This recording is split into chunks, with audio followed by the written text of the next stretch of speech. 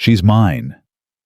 Nathan Cole said it loud enough for the entire platform to hear, loud enough to cut through every whisper, every smirk, every cruel laugh that had followed Clara Bennett from the moment she stepped off that train.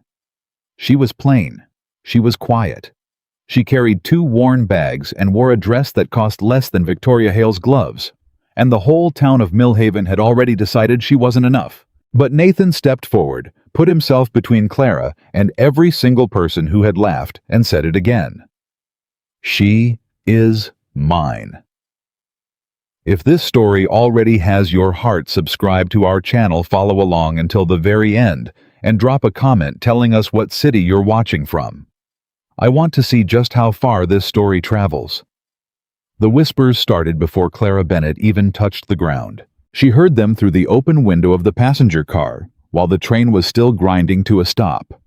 Voices carrying across the platform with the casual cruelty of people who had never once considered that sound travels. She had been awake for the last 4 hours of the journey, watching the Montana landscape shift from open plains to rocky foothills, and she had used that time to prepare herself, to steady herself, to repeat the things she knew to be true about who she was and why she had come. None of that preparation touched what she heard through that window. Is that her, the one Nathan sent for? Lord, she looks like she came off a farm, not even a nice farm. He could have had any woman in this territory, any woman, and he sent all the way to Ohio for that. Clara pressed her fingers flat against the worn leather of her travel bag. She breathed once slowly through her nose. Then she stood, smoothed her brown traveling dress, the best one she owned, which had never been a particularly beautiful dress, picked up both bags, and walked to the end of the car. She did not let herself hesitate at the door. She had learned a long time ago that hesitation was the thing that killed you. Not the cruelty itself. Not the laughter. The hesitation, that half second where you almost turned back, that was what broke people down to nothing. Clara Bennett had survived 25 years by refusing to hesitate. She stepped down onto the platform of Millhaven, Montana, and the whispers became a current she walked straight into. There were perhaps 40 people on that platform. Some of them had legitimate business passengers, meeting relatives, freight handlers, a station agent in a dusty coat. But a significant number of them had come for no other reason than to see the mail-order bride Nathan Cole had apparently lost his mind over. Clara could tell the difference immediately. The ones who had come to watch were the ones who weren't pretending to look away. She kept her eyes forward and kept walking. The platform was long. It felt longer. She's not even trying, a woman said loudly enough to be heard by everyone, and directed at no one in particular, which was the special cowardice of that particular kind of cruelty. No curls, no color in her cheeks, nothing. Nathan's been alone too long, another voice answered. That's the only explanation. Clara heard a sound that turned her stomach worse than the words themselves. Laughter. Real laughter, the comfortable kind from people who felt entirely safe in what they were doing. Because they were. Nobody on that platform was going to stop them. Nobody was going to tell them they were being ugly. This was a frontier town, and Clara was a stranger, and strangers didn't have allies yet.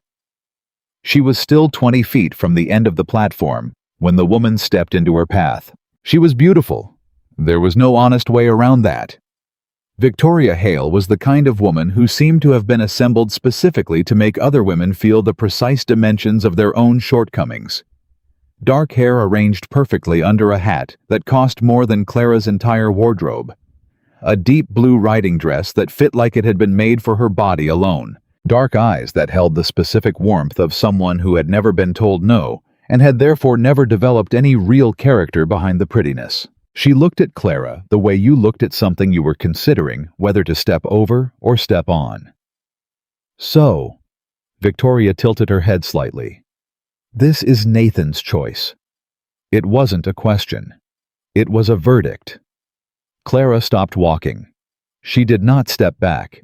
She simply stopped, and she looked at Victoria Hale, with the same steady calm she had used every single time in her life, that someone had decided to make her smallness their entertainment. I don't believe we've been introduced, Clara said. Victoria blinked. She hadn't expected Clara to speak first, or to speak evenly, or to deflect the power of the moment back at her so simply. She recovered quickly because beautiful women who have never been told no recover quickly. Victoria Hale! She said her own name like it was supposed to mean something, like it was a door closing. My family has ranched this valley for 30 years. We know Nathan Cole very well. That's kind, Clara said. I'm Clara Bennett. It's nice to meet you. She moved to step around Victoria.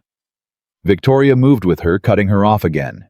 I'm only going to say this once, Victoria said, dropping her voice just enough to make it feel intimate and sharp at the same time. Because I actually feel sorry for you coming all this way and not knowing what you're walking into.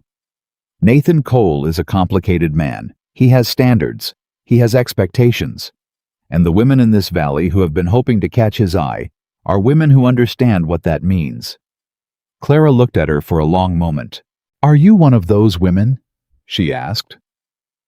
The color that moved across Victoria Hale's face was extraordinary.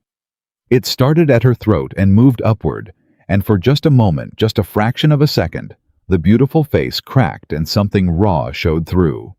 Then the composure returned harder than before. I'm warning you, Victoria said quietly. I heard you, Clara answered. Now if you'll excuse me. She walked around her. The crowd on the platform had gone from murmuring to full silence in the space of about 30 seconds, which Clara noticed without turning around. She kept her eyes forward, kept her shoulders level, kept her feet moving, and at the end of the platform, standing beside a black wagon with his arms crossed and his expression absolutely unreadable, she found Nathan Cole. She had seen the photograph he'd included with his letters. It had been a practical photograph, the kind a man takes because he needs to and not because he wants to outdoor light. No particular attempt at flattery, honest. He was taller than the photograph suggested, broader. He had dark hair with the first threads of silver at the temples, a jaw that looked like it had been carved rather than grown, and the particular posture of a man who had spent a long time being the person everyone else looked to when things went wrong. His eyes were the color of deep water on an overcast day, and right now they were fixed on her with an expression she couldn't fully read. He wasn't disappointed. She had been braced for disappointment, had been certain of it honestly in the quiet moments on the train when she stopped working to stay steady and let herself be afraid. She had looked at the photograph of herself she'd sent with her response letter. Practical, honest, no particular attempt at flattery, and she had thought, this is either the bravest thing you have ever done or the most painful. But Nathan Cole was not looking at her with disappointment. He was looking at her with something that felt closer to assessment. The careful, genuine attention of someone deciding whether what they were seeing matched what they'd been told to expect. Clara stopped in front of him. Mr. Cole, she said. Miss Bennett, he said. His voice was lower than she'd expected and steadier. You had a long journey. 18 hours on the last train, she said. But the mountain views and the final stretch were worth it. Something shifted in his expression. Not a smile, not quite, but a softening of that careful assessment into something that might, under better circumstances, become one. I should have been at the platform sooner, he said. I apologize for what you walked through. You heard it. I was here the whole time. He uncrossed his arms. I heard all of it. Clara absorbed that. And you didn't intervene, she said. She said it without accusation. She was genuinely curious, and she believed in saying the thing she was actually thinking. I wanted to see how you handled it, Nathan said. She looked at him. He looked back at her. Neither of them looked away. And, she said, and I think you handled it better than I would have, he said. He picked up one of her bags before she could object. The wagon's here. The ranch is 40 minutes out. He had already started walking. Clara picked up her remaining bag and followed him. Behind her, she heard Victoria Hale say something to the women standing with her. Something low, something meant to be cutting, and she heard the laughter that followed it. She didn't turn around. She didn't slow down. She had walked through worse than this. She intended to walk through worse than this again. The wagon ride was mostly quiet, and Clara was grateful for it. She had spent the journey from Ohio, rehearsing conversations, preparing answers to questions she imagined Nathan would ask, building a version of herself that was competent and capable and unbothered by the things that actually bothered her. But Nathan drove the wagon without small talk and without the careful, probing questions she'd prepared for, and after about 10 minutes, she realized he wasn't testing her. He wasn't filling the silence with obligation. He simply seemed to understand that silence was sometimes what a person needed after something hard. She found that unexpectedly kind. "Can I ask you something?" she said when they were far enough from town that the tension in her shoulders had started to ease. "Go ahead," Nathan said. "The advertisement you placed." She kept her eyes on the road ahead. "You wrote that you were looking for a hard-working wife, a woman who understood responsibility." A pause. "You didn't mention anything about what you already have." She felt him glance at her. "What do you mean?" he said. "I've read about Silver Creek Ranch," Clara said. "People in Ohio talk about Montana ranches as if they're modest operations. But I did research before I answered your advertisement, and Silver Creek isn't modest. It's one of the largest cattle operations in the territory." She turned to look at him directly. "You're not struggling, Mr. Cole. So why do you need a mail-order bride instead of simply choosing someone?" The silence that followed was long enough that she wondered if she'd miscalculated. If she'd pushed too fast, too honestly, too directly for a first conversation. Then Nathan said, "Because everyone I could simply choose comes with expectations." "What kind of expectations?" "That I'll be something I'm not anymore." His jaw tightened slightly. "My wife passed 3 years ago. Everyone in Millhaven watched it happen, and everyone in Millhaven has an opinion about what I should do next, who I should choose, what it should look like." He shook his head once. "I didn't want someone who already had a version of me in their head. I wanted someone who would see what was actually there." Clara was quiet for a moment. "That's a brave thing to admit," she said. "It's the truth," he said. "I don't see the point in admitting anything less." She felt something settle in her chest, something cautious and small but real. "I should tell you something honest in return then," she said. "All right. I'm not here because I couldn't find a husband in Ohio." She looked at her hands in her lap. "I had an offer, a safe one, a man my family approved of who would have given me a reasonable life." She paused. "I turned him down because reasonable wasn't what I was looking for." Nathan didn't respond immediately. The wagon moved over a rough stretch of road, and he handled it with the unconscious ease of long habit. "What were you looking for?" he finally said. Clara looked out at the land spreading around them, the enormous, uncontained, terrifying beauty of it, the way the sky went on forever in a direction that felt both like freedom and like the edge of something. "Something worth building," she said. Another silence. Then, "Well," Nathan said quietly, "you're in the right place for that." Silver Creek Ranch arrived without announcement. One moment they were on open road, and the next the land revealed itself acre after acre of cattle range fencing, stretching in long straight lines toward the foothills, and at the center of it all, a house that was not the modest frontier home Clara had pictured. It was large, solid, and clearly built by someone who intended to stay. Built by someone who had looked at this territory and decided to plant himself in it permanently. She said nothing. She didn't want to seem impressed before she'd had a chance to assess what she was actually seeing. But she was impressed. Nathan pulled the wagon to a stop near the house, and before he'd finished securing the horses, a small group of ranch hands had materialized nearby. 3 men ranging from young to middle-aged, who looked at Clara with expressions running from cautious to skeptical to blankly polite. "Miss Bennett?" Nathan gestured briefly. "This is Hector, my head hand. The one on his left is called Dix. The tall one is Mick." Each man nodded. None of them smiled. "Ma'am," Hector said. He was in his late 40s, weathered and careful with the kind of eyes that sized up everything it encountered, without being impolite about it. He looked at Clara the way he probably looked at new horses, not unkindly, but with an absolute suspension of judgment until he had more information. "It's good to meet you all," Clara said. "I don't intend to be underfoot, but I will need to understand how the operation runs.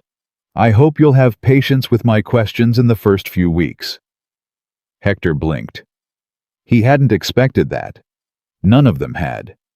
She could see it move through all three of them, the slight recalibration, the adjustment of an expectation that had apparently been set somewhere considerably below what she'd just said. "Of course, ma'am," Hector said.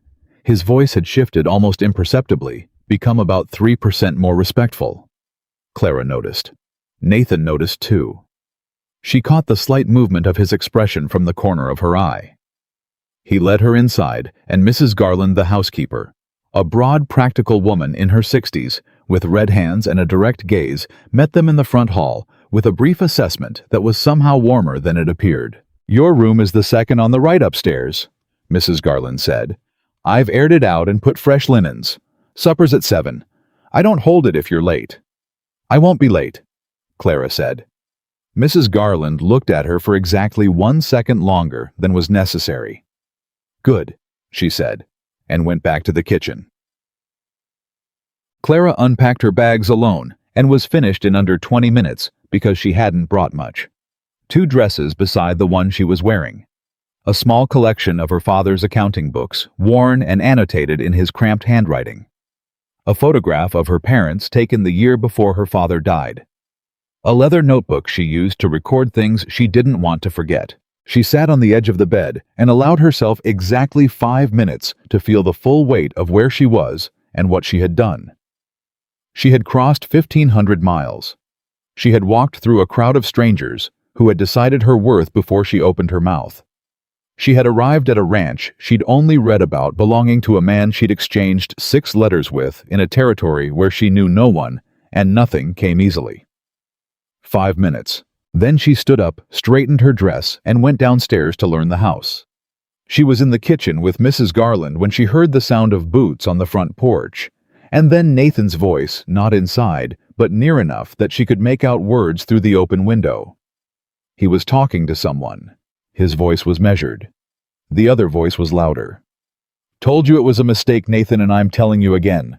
Toltier." Clara moved slightly closer to the window without allowing herself to look like she was listening. "You need to hear me out," the other voice continued. It was a man's voice, older, carrying the particular authority of someone who believed his concern entitled him to say anything. "I've known you for 20 years. I knew Caroline. And what you've done here, bringing in some stranger from Ohio, it's not what she would have wanted for you." A long pause. "With respect," Nathan said, and his voice had gone completely flat. "Caroline's opinion is not yours to speak for. I'm trying to protect you. From what? From making a decision you're going to regret. That woman doesn't belong here. Anyone who looked at her today could see she hasn't got the first idea what this life requires. You looked at her for 30 seconds. That's enough." "It wasn't enough," Nathan said. "It wasn't close to enough. And I'd ask you to remember, George, that my ranch and my decisions regarding it are not a community matter." The sound of boots crossing the porch. A door somewhere around the side of the house closing. Then silence. Clara stood in the kitchen very still, with Mrs. Garland pretending very hard not to have heard any of it. "That was George Patton," Mrs. Garland said eventually without looking up from what she was doing. "He owns the feed operation in town. He and Nathan have been friends since before the railroad came through." "He doesn't want me here," Clara said. "He doesn't want things to change," Mrs. Garland said. "It's a different problem, but people confuse the two all the time." She paused. "He'll come around or he won't. That's not your concern right now." "What is my concern right now?" Mrs. Garland looked at her, then really looked, and something in the older woman's expression did the thing that the most honest expressions do. It showed the real calculation happening underneath. "Proving you can stay," Mrs. Garland said. "That's always the first concern." Supper that evening was Nathan Clara, and silence that wasn't entirely uncomfortable. He asked her practical questions over the meal about her background, about her father's work, about what she knew of cattle. She answered honestly, which meant admitting what she didn't know as readily as what she did. She had grown up in a household run on careful accounting. Her father had been a meticulous man who believed that understanding numbers was the foundation of understanding anything, and he had taught her as thoroughly as he'd have taught a son. She knew ledgers. She knew supply chains. She knew how to find the place where money was quietly disappearing. She did not know cattle. "I can learn," she said. "I know," Nathan said. She looked up. "You said it as if you'd already decided," she said. "I read your letters," he said simply. "I know how you think. The rest is just information." He refilled his water glass. "Hector will start taking you through the operation tomorrow morning if you're willing. Don't let him intimidate you." "Does he try to?" "Not intentionally. He just doesn't see the point in softening things." "Good," Clara said. "Neither do I." For the second time that day, something that was almost a smile crossed Nathan Cole's face. She was beginning to think that was a rare thing. She was beginning to think it mattered more because of that. She was not sleeping well. She had expected that. She'd told herself to expect it. New place, new sounds, a bed that wasn't hers yet. The particular kind of wakeful restlessness that comes when your life has changed so completely that your body hasn't finished registering it. She lay in the dark and listened to the sounds of the ranch at night. Wind across the range. Something moving in the yard, one of the horses probably. The distant lowing of cattle so different from anything she'd heard in Ohio that it almost didn't seem like the same species. She thought about Victoria Hale on the platform. She thought about the man named George Patton, who believed Nathan's dead wife's wishes were his to interpret. She thought about 38 ranch hands she'd counted them at supper from the window, and how many of them had looked at her today, with that particular expression, patient withheld judgment, that had already reached its conclusion and was just waiting for proof. She thought about Nathan. She thought about the way he had said, "I read your letters," as if it were the most natural explanation in the world for believing in someone. She got up before dawn. She dressed in the dark, took her notebook, and went downstairs. She wasn't sure what she was looking for. She told herself she was simply getting familiar with the house. But she found herself in the room Nathan used as an office door open, and she stood in the doorway for a moment before deciding that looking was not the same as prying. The desk was organized but overwhelmed. Papers in careful stacks that had slowly ceased to be careful.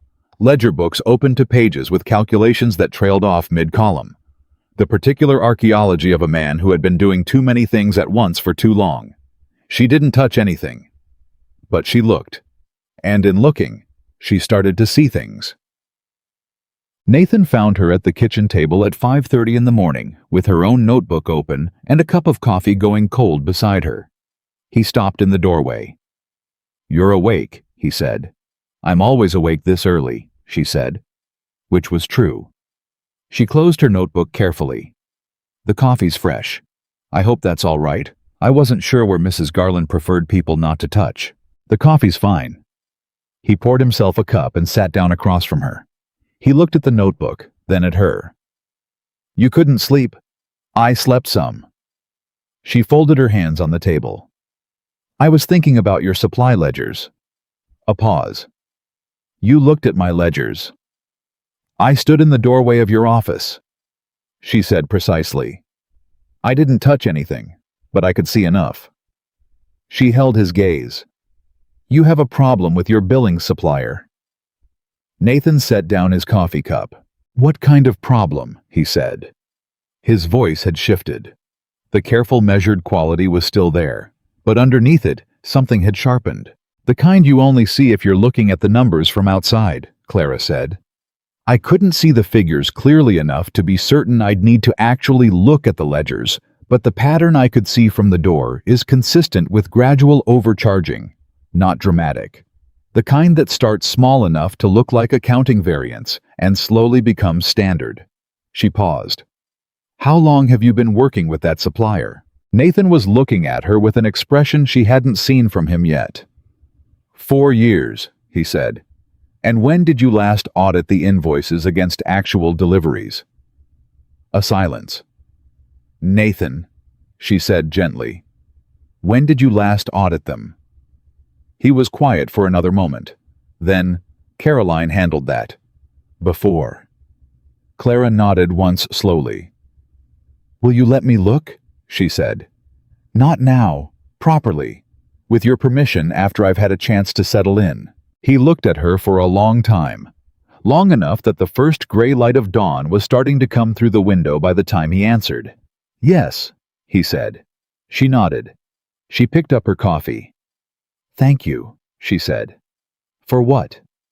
For not deciding I was overstepping. He picked up his own coffee and looked out the window at the gray morning light spreading across the ranch he had built. You came here to help build something, he said. That was the arrangement. It was, she agreed. Then I'd be a fool to get in your way. Outside, the first rooster crowed across the yard and Silver Creek Ranch woke up around them slowly at first, and then all at once, the way things always do when they have been waiting. Clara Bennett sat across the table from Nathan Cole in the early morning light, and she thought this is the beginning. She didn't know yet what it was the beginning of, but she knew with the quiet certainty that had carried her through every hard thing she'd ever survived that it was something worth building, and she was not going to let anyone take it from her. Hector did not believe in wasting time on people who weren't going to last. He had watched enough ranch hands come and go soft men from eastern cities who thought frontier life was something you read about in dime novels. Young men with more pride than sense, who lasted exactly until the first hard winter stripped them down to nothing.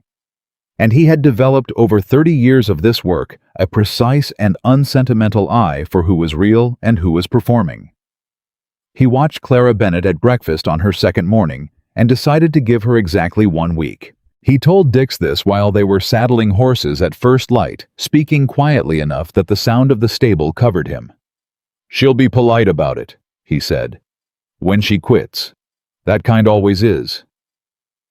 Dix, who was 26 and still believed in people more than the evidence warranted, said nothing.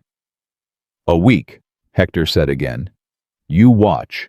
What Hector did not account for, what none of them accounted for, was that Clara Bennett had been watching all of them since before they knew she was paying attention. She arrived at the stable at 10 minutes before 6, wearing work clothes she had clearly already owned before she came to Montana, which told Hector something. A woman who packed work clothes for a journey she hoped would end in marriage was a woman who had never once planned to be decorative. She had her hair pinned back practically. She carried the small leather notebook he'd glimpsed at the kitchen table that morning. And she looked at the horses the way someone looks at a problem they intend to solve, not the way someone looks at an animal they're afraid of. Mr. Hector, she said, where do we start? He started her at the beginning. He didn't apologize for it. He walked her through the daily cattle count process, explained the grazing rotation, showed her how they tracked the movement of each herd section across the range. He used technical language without softening it, because if she couldn't follow it, he wanted to know now. She followed it. Not just followed, she asked questions. Specific questions, the kind that told him she was building a structure in her mind, not just collecting facts. When he explained the rotation system, she said, so if Section 3 is running behind on recovery time, that backs up the entire Eastern Range schedule. And he had said yes, slightly more carefully than before, because that was not an obvious connection. That was the kind of connection someone made after they understood the whole system, not just the piece in front of them. By mid-morning, Dix was finding reasons to work closer to wherever Clara happened to be.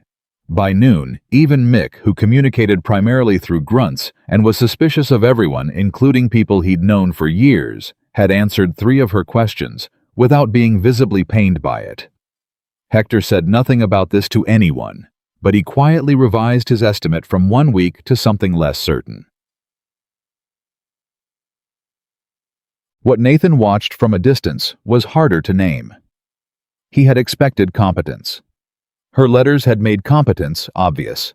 He had expected someone capable and serious, someone who understood that Silver Creek Ranch was a working operation and not a romantic fantasy, and on those counts, she had not surprised him. What surprised him was the quality of her attention. She didn't just observe things, she retained them. He discovered this on the third day when she mentioned in passing something Hector had told her on the first morning about a fence line on the North Range that needed repair. Mentioned it not as information she was reporting, but as a connection she was drawing between it and a separate issue with the water access in that section. She had linked two pieces of information she'd gathered on different days from different sources, and arrived at something neither Hector nor Nathan had put together yet. He had stood there and looked at her for a moment. "You remembered that," he said. "I remember most things," she said simply. "It's useful." It was more than useful. He knew that. He just wasn't ready yet to say exactly what it was. What he was less prepared for was the effect she was having on the household. Mrs. Garland, who had maintained a careful professional neutrality since Clara's arrival, warm enough to be civil, reserved enough to withhold any real investment, had begun by the end of the first week to save the good coffee for the mornings when Clara came down early. It was a small thing. It was not a small thing. Nathan noticed. He noticed the way Dix now removed his hat when Clara walked through the stable without anyone having told him to. He noticed that the dinner table, which had been a silent and functional affair since Caroline died 3 years ago, had become a place where conversation happened again, not forced conversation, not performance, but the real kind where one person says something and another person responds, and neither of them is pretending. He was not ready to examine what any of this meant about him. So he did what he had always done when something felt too large to look at directly.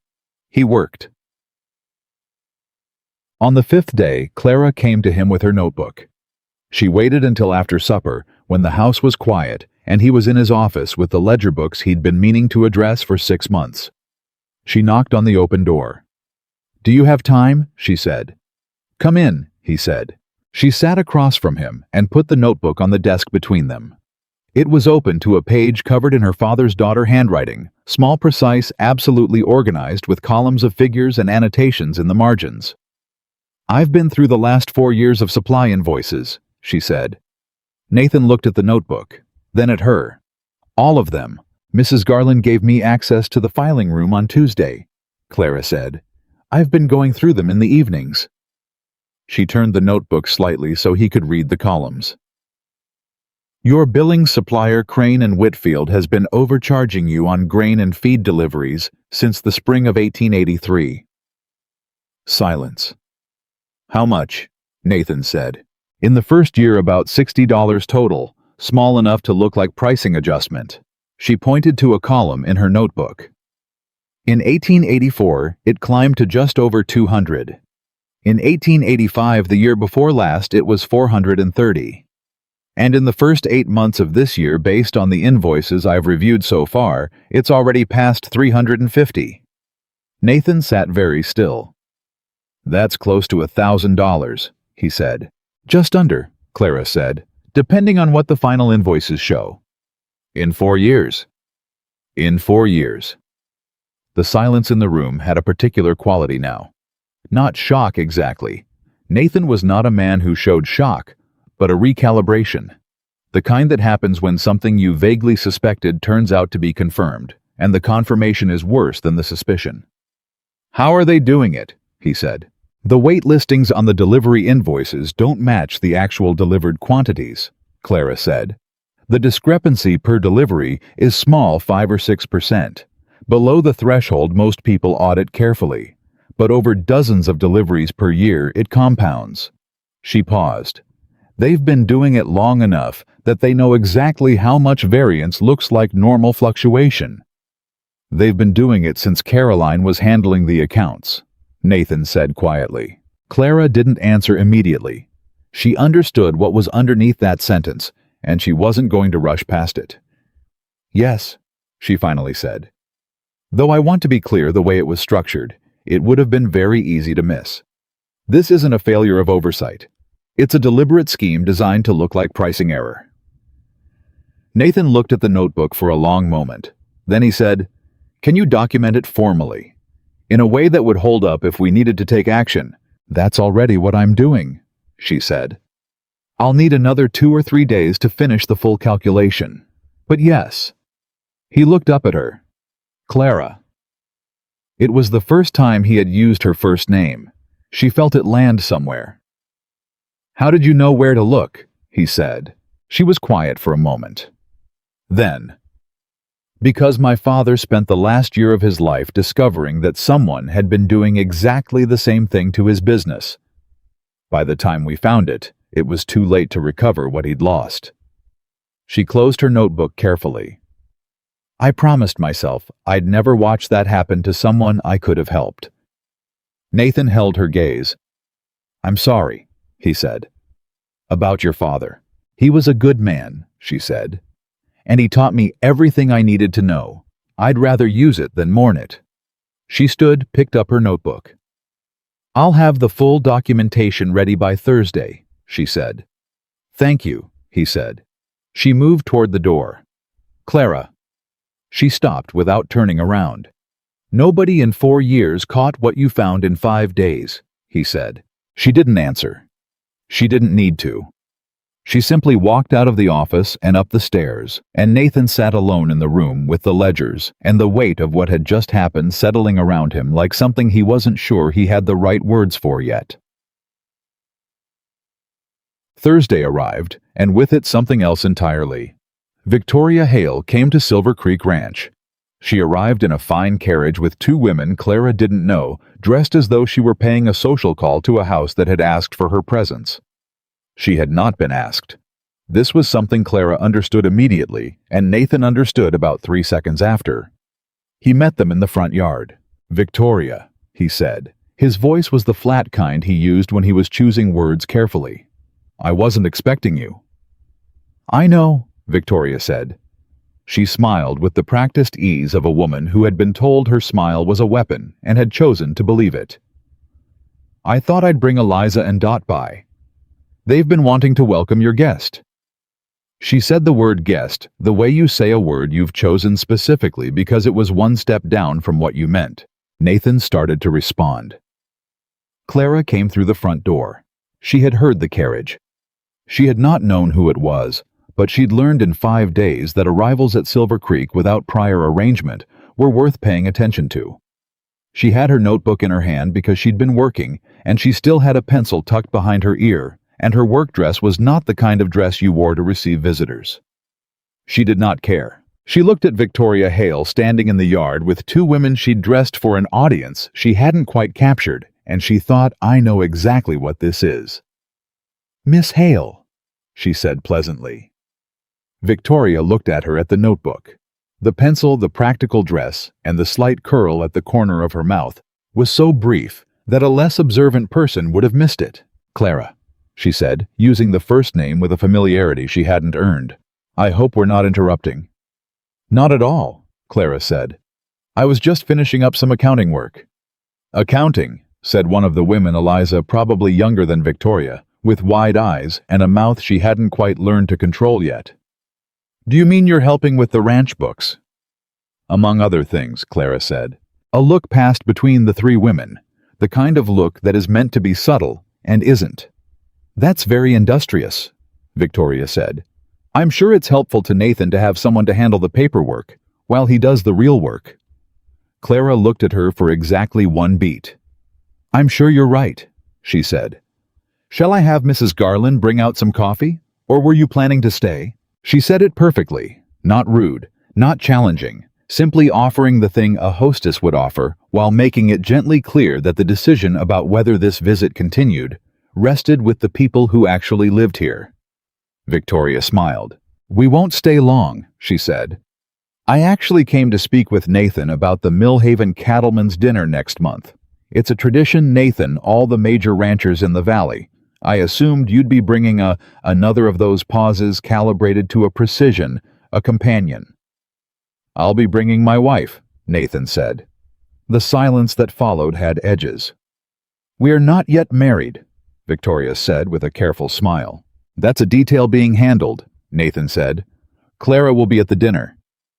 Victoria looked at Clara, then back at Nathan.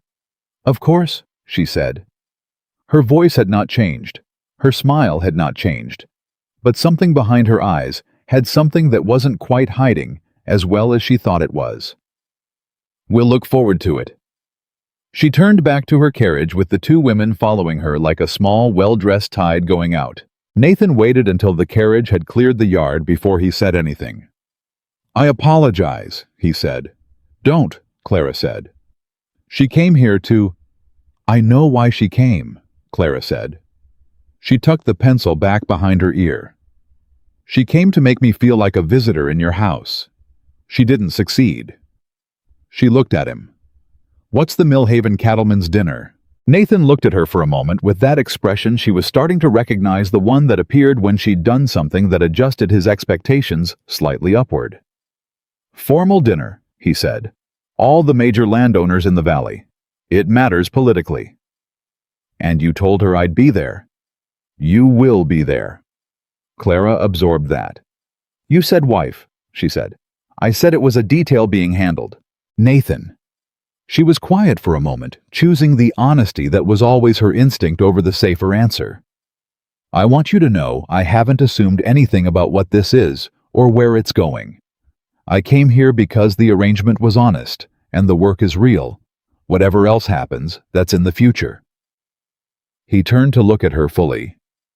"I know," he said. "But I want you to understand something too." "What?" "The people in this valley," he said, "decide about a person in the first month. How they're treated in that first month determines how they're treated for the next decade." He held her gaze. "I won't have them decide you're less than you are because I let them put the wrong word on you at the start." Clara held his gaze for a moment. "All right," she said quietly. "All right," he said. They stood there for a beat in the yard with the sound of the ranch working around them. Then Clara said, "I'll need a decent dress." Something came onto Nathan's face that was this time unambiguously a smile. "We'll go to town Saturday," he said. The town of Millhaven received them on Saturday, with the particular attention of a place that had been watching for exactly this.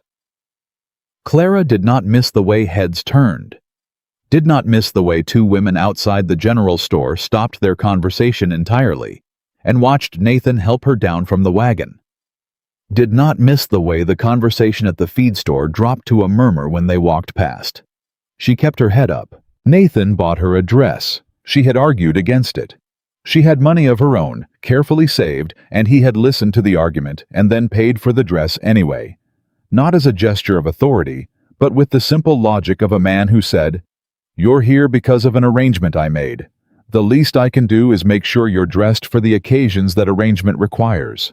She let him. The dress was a deep green, well-made, practical enough for frontier life, but with enough quality to read clearly in a formal room. She didn't love it. She loved what it meant, which was that Nathan Cole had stood in a dress shop in Millhaven and pointed at a garment and said this one, which in a territory where everyone was watching, meant something that both of them understood and neither of them was quite ready to say. They were coming out of the dress shop when George Patton stepped off the boardwalk ahead of them. He stopped. He looked at Nathan, then at Clara, then at the parcel Nathan was carrying. "Nathan," he said. His voice was careful. "Didn't expect to see you in town." "George," Nathan said. A pause. Patton looked at Clara directly for the first time. He was older than she'd imagined from his voice through the window that first night, mid-60s, a solid man going to wait with shrewd eyes and the expression of someone who had decided things about the world and didn't enjoy having those decisions questioned. "Miss Bennett," he said. "Mr. Patton," she said. "Settling in all right." It was the kind of question asked by someone who hoped the answer was no. "Very well, thank you," Clara said. "Nathan's been patient with my learning curve, and the ranch staff have been generous." Patton looked at Nathan again. "I heard you turned down the Crane and Whitfield extension last week," Patton said. Nathan's expression didn't shift. "I did. That's been a good supplier for you for years." "Terms changed," Nathan said. Precisely true, Clara noticed. Precisely true without being exactly the truth, which was the best kind of answer when the full truth was still being documented. Patton looked between the two of them. "I see," he said.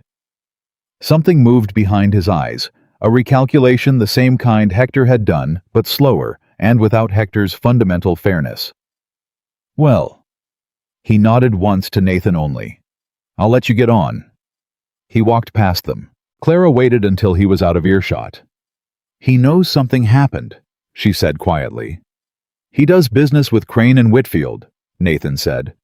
"Has for years." She processed that. "Do you think he knew?" she said. "I think," Nathan said carefully, "that George Patton is a man who knows a great deal more than he admits to. Whether he knew specifically about our account, I can't say." He said our account. She noticed. She thought he might have noticed that she noticed. They walked back toward the wagon without either of them addressing it, and the main street of Millhaven watched them go with the focused attention of a town that had already made up its mind about the story, but was having some trouble getting the facts to cooperate. The trouble arrived, as trouble usually does, from the direction nobody was watching. It was Dix who brought the news on a Tuesday evening, coming in from the east fence line, with the look of a man who had encountered something he was uncertain whether to say. He found Nathan and Clara both in the main yard. Clara was discussing the week's supply schedule with Hector, which had become a daily occurrence over the past 2 weeks, and Hector was demonstrating through the specific quality of his attention that he had long since abandoned his original estimate. "Boss," Dix said, "there's a man out at the east gate. Says his name is Whitmore. Says he has a business proposition." Nathan and Clara both looked at Dix. "Richard Whitmore," Nathan said. "Didn't give a first name, just Whitmore. Came in a good carriage with 2 men on horseback beside him." Something moved through the yard, not a sound, not a visible thing, but a change in the quality of the attention everyone was paying. Clara looked at Nathan. "Do you know him?" she said. "I know of him," Nathan said. His voice had gone to the flat, careful register he used for things that required handling. "He's a land developer, out of Helena. He's been buying up territory in the Eastern Valley." "Buying," Clara said. "Acquiring," Nathan said with the particular emphasis of a man who understands that those 2 words do not always mean the same thing. He looked at Dix. "Tell him I'll be out in 5 minutes." Dix nodded and went. Nathan turned to Hector. "Get Mick. Have him accessible without looking like it." Hector asked no questions. He was already moving. Clara said, "I'd like to be there." Nathan looked at her. "Clara, I'm not asking to speak," she said. "I'm asking to listen. A man who acquires land, rather than simply buying it, I want to hear how he talks about what he wants." A long moment. "3 steps behind me," Nathan said, "and quiet." "Of course," she said. Richard Whitmore was exactly what his carriage suggested. He would be expensively dressed for the territory, with the kind of easy confidence that came from being used to winning, and the kind of eyes that were already measuring what he was looking at before he'd finished pretending to be friendly. He was in his early 50s, with a neat beard and a wide smile that went nowhere near the measuring eyes. "Nathan Cole," he said, extending his hand. "I've heard a great deal about Silver Creek." "Mr. Whitmore," Nathan said. He shook the hand. "This is a surprise. I hope a welcome one." Whitmore's gaze moved briefly to Clara, not dismissively but assessingly, the way he'd looked at everything, and then filed her away as not relevant. Which was, Clara thought, his first mistake. "I'll be direct," Whitmore said. "I'm acquiring significant acreage in this valley. Silver Creek is the last major property I've spoken to, and I'd like to make you an offer." "I'm not looking to sell," Nathan said. "I understand, but the offer I'm prepared to make is—" A pause precisely timed for effect. "Exceptionally generous. I think when you hear the terms you might reconsider." "I'm happy to hear the terms," Nathan said. "You can leave the paperwork with me. I'll review it and contact you." Something flickered across Whitmore's face. He had expected more flexibility, more willingness to be impressed by numbers. "Of course," he said. He reached into his coat and produced a folded document. "I'd encourage you to review it quickly. I have a timeline." "I understand," Nathan said. Whitmore handed him the document, nodded pleasantly to Clara, the kind of nod that was acknowledgement without engagement, and returned to his carriage. They watched him go. He has a timeline, Clara said quietly. He said it twice, Nathan said. Once with the words and once with his face. He wants you to feel pressure. She looked at the document in Nathan's hand. Can I see that? Nathan handed it to her. She read it. She read it carefully, and she read it again, and her expression did not change in any dramatic way, but something behind her eyes shifted into the focused, almost cold clarity that appeared when her mind was working at full speed. Nathan, she said, what do you see? She folded the document carefully. I need the full version and a quiet hour, she said. But what I see right now, she looked up at him, is that this isn't a purchase offer. What is it? She handed the document back to him. It's a trap, she said, and whoever wrote it is very good at making traps look like gifts. Nathan looked at her for a long moment in the fading afternoon light, with the sounds of Silver Creek moving around them, cattle horses, the wind coming down off the foothills, and something in his expression was different from all the other expressions she had catalogued in the 2 weeks since she'd arrived. It was the look of a man who has been carrying something alone for a very long time and has just understood, not hoped, not wondered, but understood that he doesn't have to anymore. He didn't say anything. He didn't need to. He turned and walked toward the house, and Clara walked beside him, and behind them, the ranch settled into the evening with the particular solidity of something built to last, which Clara thought was exactly what they were both trying to protect. The document sat on Nathan's desk between them, like something that needed to be handled carefully, the way you handle a thing that looks ordinary and isn't. Clara had asked for a quiet hour. Nathan had given her 2. He'd left her in the office with the full contract Whitmore had provided, and a lamp turned up high, and he'd gone out to the yard and done the kind of physical work that kept his hands busy, while his mind refused to stop moving. He'd fixed a section of fencing near the south stable that had needed attention for 2 weeks. He'd checked the horses. He'd stood at the edge of the yard for a while in the dark, and looked out at the land that his father had started, and he had built into something his father wouldn't have recognized, and he'd thought about the very specific feeling of understanding that something you built was being targeted. He went back inside at 9 o'clock. Clara was still at the desk. She had her notebook open beside the contract, and she was writing steadily in that small, precise hand that looked like her father's handwriting, and moved like someone who was used to thinking faster than most people could follow. She looked up when he came in. "Sit down," she said. He sat. She turned her notebook to face him. "The number at the top of the contract is real," she said. "The purchase price Whitmore quoted you is genuine. It's a very good price, better than market, which is the first thing that should concern you, because men like Whitmore don't offer better than market unless they're getting something worth more than what they're paying." "What are they getting?" She pointed to the notebook. "There are 4 clauses buried in the contract that don't read like purchase conditions. They read like operational agreements." She tapped the page. "This one, in the language about land use rights during the transition period, it gives Whitmore's company the right to conduct exploratory surveys on the property within 30 days of signing, before the sale closes." Nathan looked at her. "Before the sale closes," he repeated. "Before a single dollar changes hands," she confirmed, "meaning if he finds what he's looking for in those 30 days, the sale can be restructured under this clause here." She turned 2 pages, "which allows either party to renegotiate terms based on, and I'm reading this directly, discovered material conditions affecting property valuation.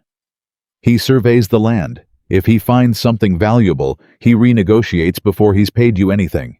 And if the renegotiation fails," Clara said, "this final clause requires you to accept binding arbitration through a firm listed in the contract's appendix." She paused. "The arbitration firm. I recognize the name. It's a Helena company. I found it in your business correspondence files. You had a letter from them 2 years ago soliciting your business." Nathan waited. "They're Whitmore's firm," she said. "Different name on the door. Same ownership structure." The silence that followed was the kind that has weight. Nathan sat back in his chair. He looked at the ceiling for a moment, then back at Clara. He'd be arbitrating his own dispute, Nathan said. "Against himself," she said, "and winning." "How did you the ownership structure? How did you find that in 2 hours? I didn't find all of it in 2 hours, she said. I recognized the arbitration firm name from the letter, and I made a reasonable inference about the rest. I'd need access to Helena business records to confirm the ownership connection fully. She held his gaze. But I'm not wrong, Nathan. The structure of this contract is designed to give him access to your land before he's committed to anything. If the land has what he's looking for, he rewrites the terms in his own favor through an arbitration process he controls. If it doesn't, he walks away and you've signed nothing binding yet. What is he looking for? Nathan said. I don't know, she said. But a man doesn't build a contract this carefully around something small. She closed her notebook. Have there been any surveys done on this land? Any geological assessments? Nathan was quiet for a moment. There were rumors, he said slowly.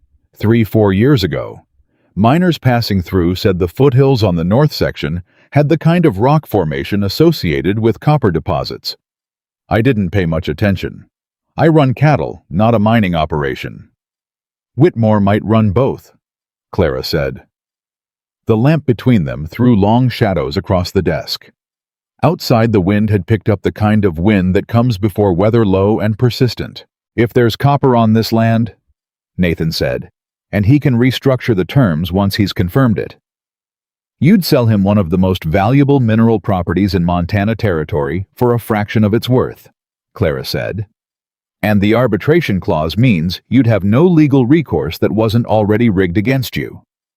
Nathan stood up. He walked to the window and stood with his back to her for a moment. I almost signed it, he said. It wasn't self-reproach. It was something colder than that, the specific quality of anger that comes from understanding exactly how close you came. George Patton told you to accept the deal, Clara said quietly. Nathan turned. He did? Nathan said.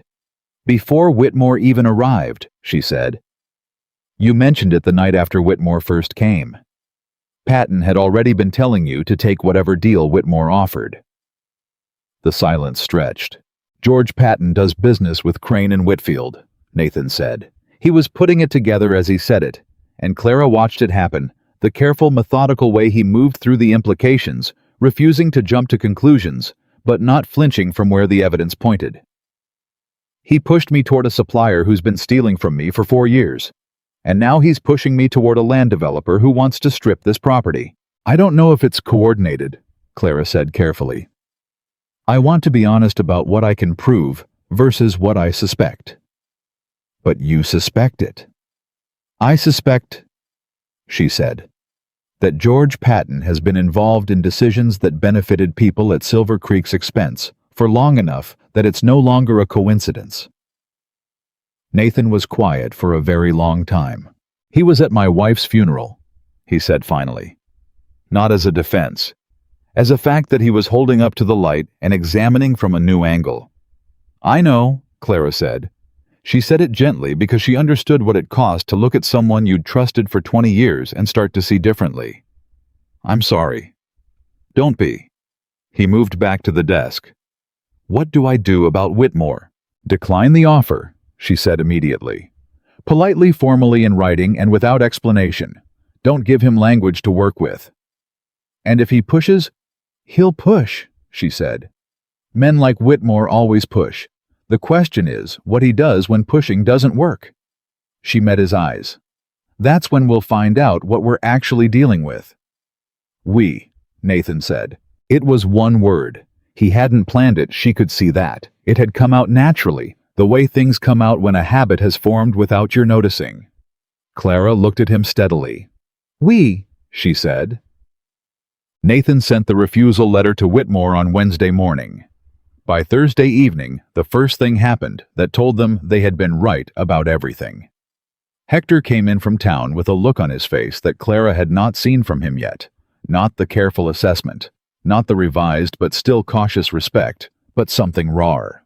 Something that looked like anger being managed by a man who was very practiced at managing it. He found Nathan and Clara at the supper table. Something you both need to hear, he said. He took his hat off, held it in his hands. I was at the feed store today. Ran into Peterson, runs the bank in town, you know him. He said, Hector paused, chose his words with visible care. There's a story going around Millhaven that Silver Creek is in financial trouble, that Nathan has been covering losses for 2 years, that the ranch is close to defaulting on operating loans.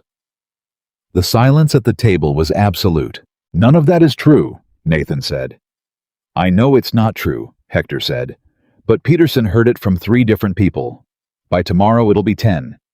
By end of next week, it'll be what everyone believes, Clara said. Hector looked at her, nodded once. Where did the story start? Nathan said. Peterson didn't say, but he heard it first from a man he described as a business associate passing through from Helena. Helena. Whitmore City. Nathan set down his fork. He's moving faster than I expected, Clara said. What does he gain from this? Nathan said. If people think the ranch is in trouble, banks get nervous, Clara said. Nervous banks call in loans or refuse to extend them. If Silver Creek appears to be struggling, your credit position in this valley becomes fragile. And a man with fragile credit and a ranch under pressure is much more likely to accept a generous offer from a developer who arrives at exactly the right moment. He's manufacturing the conditions that make me desperate, Nathan said. Yes, Clara said, and he's doing it before you've had time to build a counter-narrative. Hector was watching them both. Something in his expression had moved past managed anger into something that looked almost like relief. The specific relief of a man who has been worried about something alone for a long time and has just discovered he doesn't have to worry about it alone anymore. What do we do? He said. Clara looked at Nathan. Nathan looked at Clara. We tell the truth, Nathan said, loudly enough that it drowns out the lie. The Millhaven Cattleman's dinner was in 11 days. Clara worked through every one of those 11 days with the focused efficiency of someone who understood that the window for controlling a story is always shorter than you want it to be. She completed the full documentation on Crane and Whitfield, 40 pages of methodical accounting. Cross-referenced invoices, delivery, weight discrepancies, laid out in language clear enough for anyone to follow. She wrote a summary document, plain English, no accounting jargon, designed to be understood by a room full of cattle ranchers and their wives at a formal dinner. She also, in the evenings, began learning to ride. This was Dix's idea. He'd offered quietly without fanfare on the day after the news about the false rumors arrived, had found her in the yard after supper and said simply, You can't run a ranch, you can't cover on horseback, ma'am, whenever you're ready. She had been ready the next morning at first light. She was not a natural rider. She knew this immediately, and said so, which made Dix laugh for the first time she'd heard, and which seemed to settle something between them. He was patient in the way that good teachers are patient, not condescending, not overly encouraging, just present and specific and honest about what she was doing wrong. Nathan watched these lessons without saying anything, but she noticed him watching. And she noticed that the quality of his watching had changed from the careful assessing attention of the first days into something quieter and less strategic. She didn't examine that too carefully. She had enough to examine already. On the 5th day before the dinner, George Patton came to Silver Creek. He didn't send word ahead. He rode in on his own horse in the mid-morning, which told Clara something about his state of mind, a man who sent carriages when he wanted to appear powerful, and rode alone when he wanted to appear reasonable. He had chosen reasonable today. Clara saw him from the office window. She stayed where she was. Nathan met him in the yard. She couldn't hear the words, but she could read the body language with the fluency she'd developed in 25 years of being the person in the room everyone underestimated. Patton was talking with his hands more than usual, a sign of a man who was arguing a position rather than stating one. Nathan was standing very still, which she had learned was not a sign of passivity. In Nathan Cole, very still meant very focused. The conversation lasted about 8 minutes. When Patton left, Nathan came inside and straight to the office. He's heard that I turned down Whitmore, Nathan said. What did he say? He said I was making a mistake, that Whitmore is a serious businessman with significant influence in Helena, that refusing him outright without even entertaining a counteroffer was the kind of decision that makes enemies out of men who could otherwise be Nathan paused, and she could see him choosing whether to use Patton's exact words, accommodating. "He threatened you with Whitmore's influence," Clara said. "He framed it as advice," Nathan said. "He's been framing things as advice for 20 years. I'm starting to understand the difference." "What did you say to him?" "I said I'd reviewed the contract carefully and had concerns about the terms." He looked at her. "I didn't mention you." Clara held his gaze. "Why not?" "Because right now our advantage is that Whitmore doesn't know what you found," Nathan said. "The moment Patton knows, Whitmore knows. And right now, Whitmore thinks he has time." He sat down across from her. "Does he have time?" "Not if the dinner goes the way I think it can go," she said. "Tell me." She turned her notebook to a fresh page. "Every major landowner in the valley will be in one room," she said. "Whitmore has been spreading stories about Silver Creek's financial trouble. If those men believe Silver Creek is struggling, that's not just bad for you. It weakens the negotiating position of every rancher he's approaching, because they'll think the strongest ranch in the valley already fell. It's a domino strategy." Nathan was following her closely. "But if I walk into that room," he continued, understanding where she was going, "and I can show, not just claim, but show that Silver Creek is in better financial health than anyone thought, the story collapses," Clara said. "And more than that, if you share the Crane and Whitfield documentation with the other ranchers, if you show them the methodology that was used against you, they'll start auditing their own accounts. Some of them are probably being stolen from right now and don't know it." She paused. "And when Whitmore walks in, if he walks in, he'll walk into a room where the evidence against his methods has already been laid on the table." The quiet that followed was the planning kind. Not empty, full. "You'd be making enemies," Nathan said. "You'd be making enemies," she corrected. "I'm the wife, the mail-order bride from Ohio who does the accounting." A beat. "Let them underestimate that." Nathan looked at her in a way that she felt somewhere that surprised her. "You've been thinking about this since the contract arrived," he said. "Since before that," she said. "Since your supply ledgers. You came to Montana and started fighting for this ranch before you'd been here a week." She met his eyes. "It's worth fighting for," she said, simply, without decoration. Another silence. This one was different. Nathan said, "Clara." She waited. "I want you to know something," he said. "Before the dinner, before whatever happens next." He paused, and she recognized the pause as the one he used when he was saying something real, something he'd actually examined before bringing it out. "When I placed that advertisement, I told myself I was being practical, that I needed someone capable, someone without the history this valley has with me." "Yes," she said. "I was telling myself the truth," he said, "but not all of it." He looked at his hands for a moment, then back at her. "I was also looking for someone who hadn't decided yet who I was, someone who'd look at what was actually there." "You said that to me on the wagon ride from the station," she said. "I know." A pause. "I didn't know then that it went both ways." She was quiet for a moment. "What do you mean?" she said, though she thought she knew. "You've been fair to this place," he said. "You've been fair to every person on this ranch. You haven't decided what they are before they showed you." He met her eyes. "That's not nothing, Clara. That's not a small thing." She held his gaze for a long moment. "No," she said quietly. "It isn't." End. 4 days before the dinner, the second blow came. Mick found it, or found the evidence of it during a routine check of the north fence line. He came back in the late afternoon with a jaw set so tight, Clara could see the tension from across the yard. He went straight to Nathan.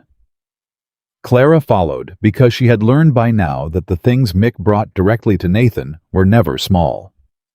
"Fence line on the north section," Mick said. 3 sections cut clean. Not where, not whether. Cut. Nathan went still. "The north section," he said. "The section that borders the Whitmore survey line on the county map," Clara said. Both men looked at her. "I found the county survey records in your files last week," she said to Nathan. "The North Foothills section is exactly where the copper rumor was centered. If someone cut the fence there, they could access that section without crossing your land officially." "Survey equipment," Nathan said. He looked at Mick. "Any signs of it?" "Boot prints," Mick said. "Multiple. Different soles. One of them heavy enough to be carrying equipment." Nathan's expression was controlled. Controlled in the way a fire is controlled, not absent, just contained. "They didn't wait for permission," Clara said. "No," Nathan said. "They decided they didn't need it." "That means they already believe they're going to own this land," she said. "Or that they have someone who convinced them the deal is already done." She paused. "Nathan, who else knows the layout of your north section well enough to guide someone to that specific fence line?" The silence lasted exactly 3 seconds. "George Patton," Nathan said. He said it without visible emotion. But Clara had been watching him long enough now to know that the flattest voice was the one he used for things that cost him the most. "I'm sorry," she said again. "Stop apologizing for things that aren't your fault," he said, not harshly, with a kind of directness that felt strangely like tenderness. He turned to Mick. "Repair the fence. Put 2 men on rotation at the north line day and night until further notice. Don't explain why." Mick nodded and went. Nathan turned back to Clara. 3 days, he said. 3 days until the dinner. Can you have everything ready?" "It's already ready," she said.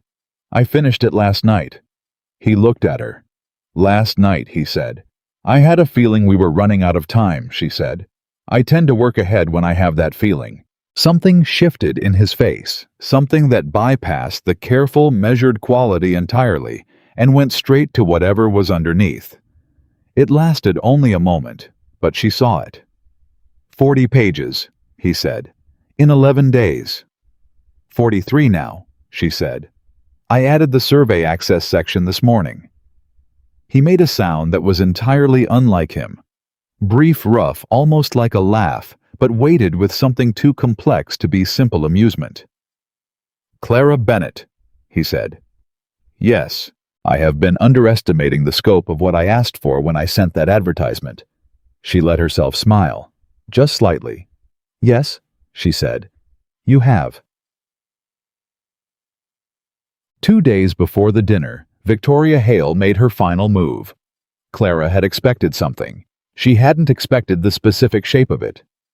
She was in town for supplies alone, which she had started doing as a deliberate practice, because walking into Millhaven and being treated as a known quantity rather than a curiosity was something she was building one visit at a time. She was at the dry goods counter when she heard her name spoken loudly enough to carry in a voice she recognized. "Feel genuinely sorry for her," Victoria was saying to someone Clara couldn't see. "She has no idea what she's actually walked into. Nathan isn't capable of what she thinks this is." Clara continued looking at the fabric samples in front of her. "He's still in love with Caroline," Victoria continued. "Everyone knows it. He'll never. Clara is a practical solution, that's all. She's an arrangement, and eventually she'll figure that out. And then what does she have? A ranch in Montana, and a man who keeps her at arm's length." Clara folded the fabric sample she'd been examining, set it down neatly, turned around. Victoria saw her. The women she'd been talking to, 2 she didn't know, one who was Eliza from the first visit, went very still. Clara walked across the store. She stopped 2 feet from Victoria Hale. Close enough that dropping her voice meant only Victoria would hear. Far enough that it wasn't a confrontation. She had calibrated the distance deliberately. "Miss Hale," she said. Victoria held her composure. She was good at holding her composure. "I understand why you think what you think," Clara said quietly. "And I'm not going to fight with you in a dry goods store about it." A pause. "But I want you to understand something." Victoria waited. "I didn't come here to compete with a memory," Clara said. "I didn't come here to perform being good enough. I came here because Nathan asked for someone real. And I am the most real thing he's going to find." She held Victoria's gaze without flinching. "Whatever you think this is, Whatever you've decided my life is, I'd invite you to wait and see. Because you've been deciding things about me since the moment I stepped off that train, and so far, you've been wrong about all of them." She stepped back. "Have a good afternoon," she said. She bought her supplies and walked out. She did not look back. But she heard very clearly one of the women behind her say to Victoria, in a voice she probably thought was private, "Lord Victoria, she's nothing like you said." And she heard Victoria say nothing. The night before the cattleman's dinner, Clara sat in the office alone, long after the house had gone quiet. She had the 43 pages in front of her. She had her notes for what needed to be said and how to say it. She had spent 11 days building this, and it was solid, and she knew it was solid, and she was still afraid.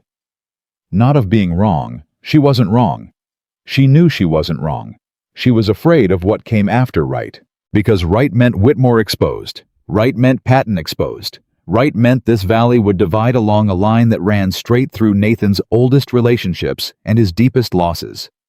Right meant change the kind that doesn't reverse, and change was always frightening, even when it was necessary. She heard footsteps in the hall. Nathan appeared in the doorway. He looked at her, and at the papers, and at the lamp burning low. "Come to bed," he said. Simple as that. She looked up. "I need to go over the—" "You've been over it 17 times, he said. "You know it. Worrying about it won't make you know it better." She looked at him for a moment. "I'm not worried about the presentation," she said honestly. "I'm worried about what it costs you." He came into the room. He sat down across from her, the way he'd sat that first night she'd brought the Crane and Whitfield findings. He looked at her steadily. "Let me tell you something," he said. "About what it costs." She waited. "I built this ranch," he said. "Spent 15 years building it, and for 3 years since Caroline, I have been maintaining it. Keeping it running. Going through the motions of building while actually just protecting what was already there." He paused. "Tonight, sitting here looking at what you have put together in less than 3 weeks, I feel like someone opened a door I didn't know was closed." Clara didn't move. "Whatever it costs tomorrow," he said, "it's less than what it was costing me to stand still." She held his gaze. "All right," she said quietly. "All right," he said. He stood. She stood. She gathered the papers and straightened them and put them in the leather folder she'd prepared, and she turned down the lamp. They walked out of the office together, and neither of them said another word, because some things don't need words. They need the specific and irreplaceable weight of someone walking beside you toward something hard and knowing they're not going anywhere. The morning of the cattleman's dinner arrived with the particular coldness that Montana produces in late autumn, the kind that gets into your bones before you've finished your first cup of coffee, and reminds you without apology that this land has no interest in your comfort. Clara was already dressed when Nathan came downstairs. She was standing in the kitchen with her coffee, wearing the deep green dress he'd bought in Millhaven. Her hair pinned up with the same practical efficiency she brought to everything. The 43 pages were in the leather folder on the table beside her. She had been up since 5. She had read through the documentation one final time, not because she needed to, but because there is a kind of steadying that comes from holding the thing you built and confirming it is solid. Nathan stopped in the doorway. He looked at her for a moment without saying anything. Then, "You look like someone who's about to walk into a fight." "I am," she said. "Good," he said. He poured his coffee and sat down across from her. "I want to talk through tonight before we go." "All right. There are 12 ranching families who'll be there," he said. "The ones who matter most for what we're doing tonight are the Hendersons, the Garrittys, and old Foster Crane, not the supplier. Different family who has land on both sides of Whitmore's acquisition line and doesn't know it yet." He looked at her. "Whitmore will likely be there. He attends every year. He uses the dinner to network." "He'll see us," Clara said. "He'll see us," Nathan agreed. "And he'll see the folder." "That's not a problem," she said. "I want him to see it. Men like Whitmore read the room before they act. If he sees we're prepared, he might overreact," Nathan said, "or reveal something he'd have kept hidden if he'd felt safe." Nathan nodded slowly. And Patton. Clara wrapped both hands around her coffee cup. George Patton is the part I'm not certain about, she said honestly. If he's been working with Whitmore consciously, if this has been coordinated from the beginning, then tonight when Whitmore's position collapses, Patton will either distance himself publicly or defend him. Either way, we'll know. She paused. If he's been used by Whitmore without fully understanding what he was involved in, which I think is less likely but possible, tonight will be a shock to him. You've thought about his psychology, Nathan said. I've thought about everyone's psychology, she said. It's the thing I do when people decide I'm not worth paying attention to. A beat. I know, Nathan said. I know you know, she said. He looked at her across the table in the early morning light, and something passed between them that had been building for 3 weeks and hadn't yet been named, and didn't need to be named right now, because right now there was work to do. One more thing, Nathan said. He reached into his jacket pocket and placed something on the table between them. It was a ring. Simple gold fine workmanship, the kind of ring that had been made to last rather than to impress. Clara looked at it, then at him. I had it made last week, he said. In town. I should have asked first. I know that. He didn't look away. But I want you to walk into that room tonight as my wife, not as an arrangement, not as a guest. A pause. Not as a mail-order bride. The kitchen was very quiet. Nathan, she said. I know we haven't. Nathan. She stopped him gently. Ask me. He was quiet for a moment. Then something in his face shifted, not softened exactly, but opened. The way a window opens to let in whatever weather is actually outside. Clara Bennett, he said. Will you marry me? Not because the arrangement requires it. Not because the valley is watching. Because I believe you are the best thing that has walked through that door in 3 years, and I would be a genuine fool to let formality stand in the way of saying so. She looked at the ring. She looked at him. She thought about a train platform, and 40 women's voices, and 2 worn leather bags, and the specific courage it had taken to step off that train and keep walking. She thought about the fact that she had not come 1,500 miles to be afraid. Yes, she said. He put the ring on her finger. It fit. Neither of them mentioned that, but Clara thought about it that he had gotten the size right without asking, and understood that he had been paying the kind of attention that most people never receive in a lifetime. Mrs. Garland appeared in the kitchen doorway, took in the scene with one sweep of her direct, practical gaze, said nothing, turned around and went back to whatever she'd been doing. But as she went, she was smiling. The Millhaven Cattlemen's Dinner was held at the Territorial Hotel, which was the largest building in town, and had been built specifically for occasions that required the valley's powerful people to be in the same room. They arrived to a room that was already half full and already talking. Clara felt the change in the air the moment they walked in, a ripple, a visible shift of attention, moving through the room like a current through water. She was used to being looked at in ways that carried judgment. This was different. This had the quality of people recalibrating something they'd already decided. The green dress helped. The ring helped more. But what helped most was Nathan's hand at the small of her back, not possessive, not performing, just present, and the way he walked beside her, as if the question of whether she belonged here had never been worth asking. Nathan. A heavy-set man in his 60s intercepted them immediately. Broad face, honest eyes, the kind of handshake that came from decades of actual work. Henderson, and this must be... My wife, Nathan said. Clara. Henderson looked at her, and his look was the assessing kind that Hector used, not unkind, but withholding until evidence arrived. Ma'am, he said. Mr. Henderson, Clara said. I believe your North Range borders the Whitmore acquisition line near Miller Creek. Is that right? Henderson blinked. It does, he said slowly. I'd like to talk with you later this evening, she said.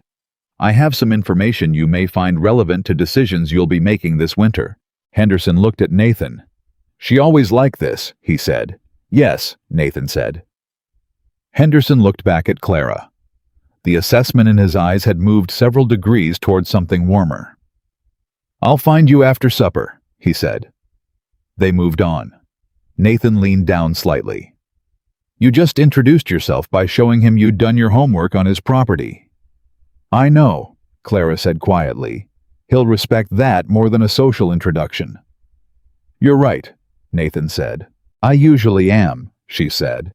"It's one of the things people find annoying about me." He made that sound again, the brief weighted one that was almost a laugh, and she felt it somewhere in her chest. Whitmore was across the room.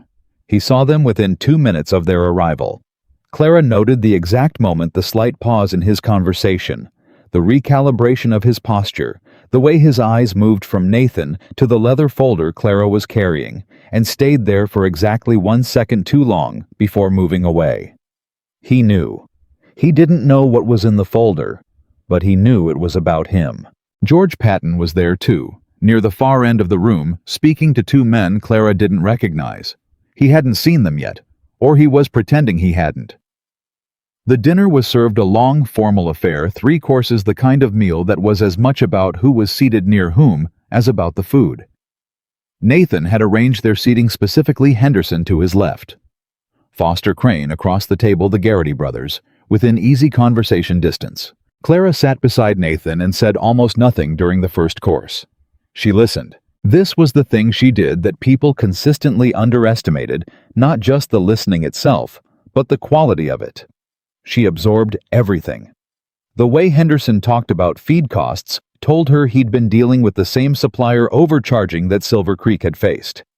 The way Foster Crane mentioned water rights told her Whitmore had already approached him about land adjacent to his own north section. The way the Garrity brothers discussed their operating loans told her the false rumors about Silver Creek's financial difficulties had already reached their conversations. By the end of the second course, she had a complete map of the damage. She leaned to Nathan and spoke very quietly. "Whitmore has been working this valley for at least 18 months, she said. 3 families at this table are already affected. 2 of them don't know it yet." Nathan turned his head slightly toward her without fully looking. "How long do you need?" he said. 10 minutes, she said. "After the meal. Give me the room's attention for 10 minutes. He nodded once. The moment came between the end of the meal and the beginning of the evening's formal business, that window of movement and conversation when people were still at the table but no longer eating.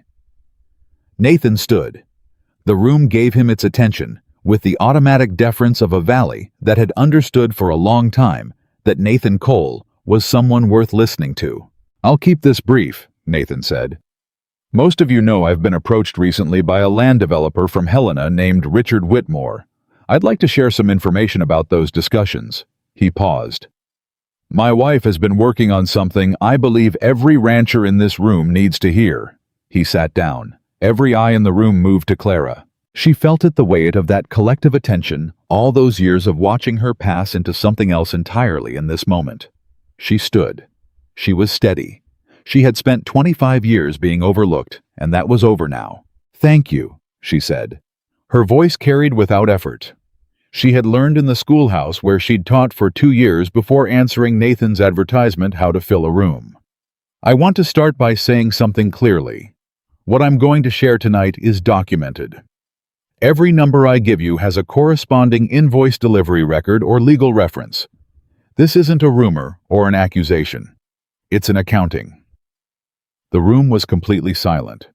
She opened the leather folder. She spoke for 12 minutes, not 10. Nobody interrupted her. She laid out the Crane and Whitfield scheme, first the methodology, the 4-year pattern, the total figure, and watched Henderson's face go from careful attention to dawning recognition to barely contained fury, as he understood that the same pattern almost certainly existed in his own accounts. She described Whitmore's contract and its hidden clauses in plain, specific language. She explained the arbitration firm and its ownership connection. She laid out the fence line trespass on Silver Creek's north section, and then she said the part she had written last and rewritten 3 times because it was the part that required the most care. "I don't know how many people in this room have been approached by Mr. Whitmore," she said. I don't know how many of you have been advised by people you trust to accept his offers. I'm not here to tell you who to trust." She paused, and her eyes moved briefly, deliberately to George Patton, who was sitting very still at the far end of the room with an expression she couldn't fully read. "I'm here to tell you what the documents show. What you do with that information is your business." She sat down. The silence lasted about 4 seconds. Then Henderson said loud enough for the whole room, "I need to see those documents." Then Foster Crane said, "So do I." Then one of the Garrity brothers said, "Who's got the supplier invoices from Crane and Whitfield for the last 3 years? Because I think I need to pull mine." The room broke open. Clara placed the folder on the table and people came to her. Not to Nathan, to her. The mail-order bride from Ohio who wasn't worth a second look at a train station 3 weeks ago. They came with questions, and she answered them one at a time with the same steady, documented, unflappable clarity she'd brought to everything since she arrived. She was aware at the edge of her vision of Whitmore. He had not moved from his seat. His face had the quality of a man who had prepared for many outcomes and was now encountering one he hadn't included in his preparations. She had seen that expression before on the face of the man in Ohio who had stolen from her father in the moment he understood that the evidence had already been assembled before he knew he was being watched. Whitmore stood. He was good. She gave him that. He stood with control, with the practiced ease of a man who had talked his way out of difficult rooms before. "I appreciate the thoroughness," he said loudly enough to cut through the conversation. "But I want to be clear that the contract offered to Nathan Cole was a standard acquisition agreement. Any concerns about the terms could have been addressed through direct discussion. You came to his land without permission," Foster Crane said flatly. "That's not a terms discussion. That's trespass." "I don't know what you're referring to." "The fence line on the north section," Nathan said. He had been quiet for the last 15 minutes. He hadn't needed to speak. But now he stood, and the room went quiet again with the same automatic deference. "My men documented it. We have the boot prints. We have the timing, which is within 48 hours of you receiving my written refusal." His voice was completely controlled. "You want to tell me that's coincidence?" Whitmore opened his mouth. "Don't," Nathan said. Quietly. Finitely. "I've heard enough from you." The room had shifted entirely. Clara felt it, the collective weight of a dozen ranching families who had come in tonight uncertain and were leaving with their minds made up. Whitmore sat back down. He didn't speak again. And then the second thing happened, the thing Clara hadn't planned for, the thing that no amount of preparation could have produced because it came from a direction she hadn't expected. George Patton stood up. The room went even quieter if that was possible. Patton was not looking at Whitmore. He was looking at Nathan. And his face, the face of a man in his mid-60s who had spent 40 years building a reputation in this valley, had a quality on it that Clara had not seen from him before. It was shame. "Nathan," Patton said. His voice was different from any version of it she'd heard through windows or across yards. It was the voice of an old man who had run out of angles. "I need to say something." Nathan waited. "Whitmore approached me 14 months ago, Patton said. He wanted information about land holdings in the valley. Who was overextended? Who might be looking to sell? Who could be encouraged?" He stopped. Swallowed. "I told myself I was just answering questions, that I wasn't doing anything that—" He stopped again. "I told myself a lot of things." The room was not breathing. "I didn't know about the fence line," Patton said. "I want to be clear about that. I didn't know he would—" His jaw worked. "But I gave him information I shouldn't have given. About Silver Creek. About Caroline's, about the accounts. About the north section." He looked directly at Nathan. "I'm telling you this because you deserve to hear it from me instead of from a lawyer." A pause. "And because that woman—" His eyes moved to Clara, and the look on his face was one she would remember— "put 43 pages on a table and told this room the truth, and I've got enough left in me to know what that deserves." The silence lasted a long time. Nathan looked at Patton for what seemed like the full weight of 20 years passing. Then he said, "Sit down, George." Patton sat. Nathan remained standing. He looked around the room. "I think we all have some auditing to do," he said. "If anyone wants access to the full documentation Clara has prepared, you're welcome to copies. If anyone has concerns about supplier relationships or land proposals you've received, come find us." He looked at Clara. "My wife will answer your questions." He sat down. Clara felt his hand find hers under the table.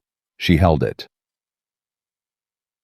They were the last to leave the Territorial Hotel, because people kept coming to Clara long after the formal evening was over, and she answered every question with the same thoroughness, and not once did she make anyone feel foolish for not having seen it themselves. Whitmore left early, alone, without speaking to anyone on his way out.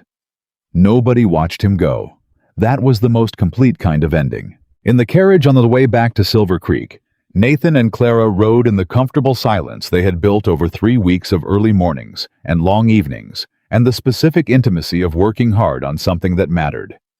After a while, Nathan said, "You know what Hector said to me before we left tonight?"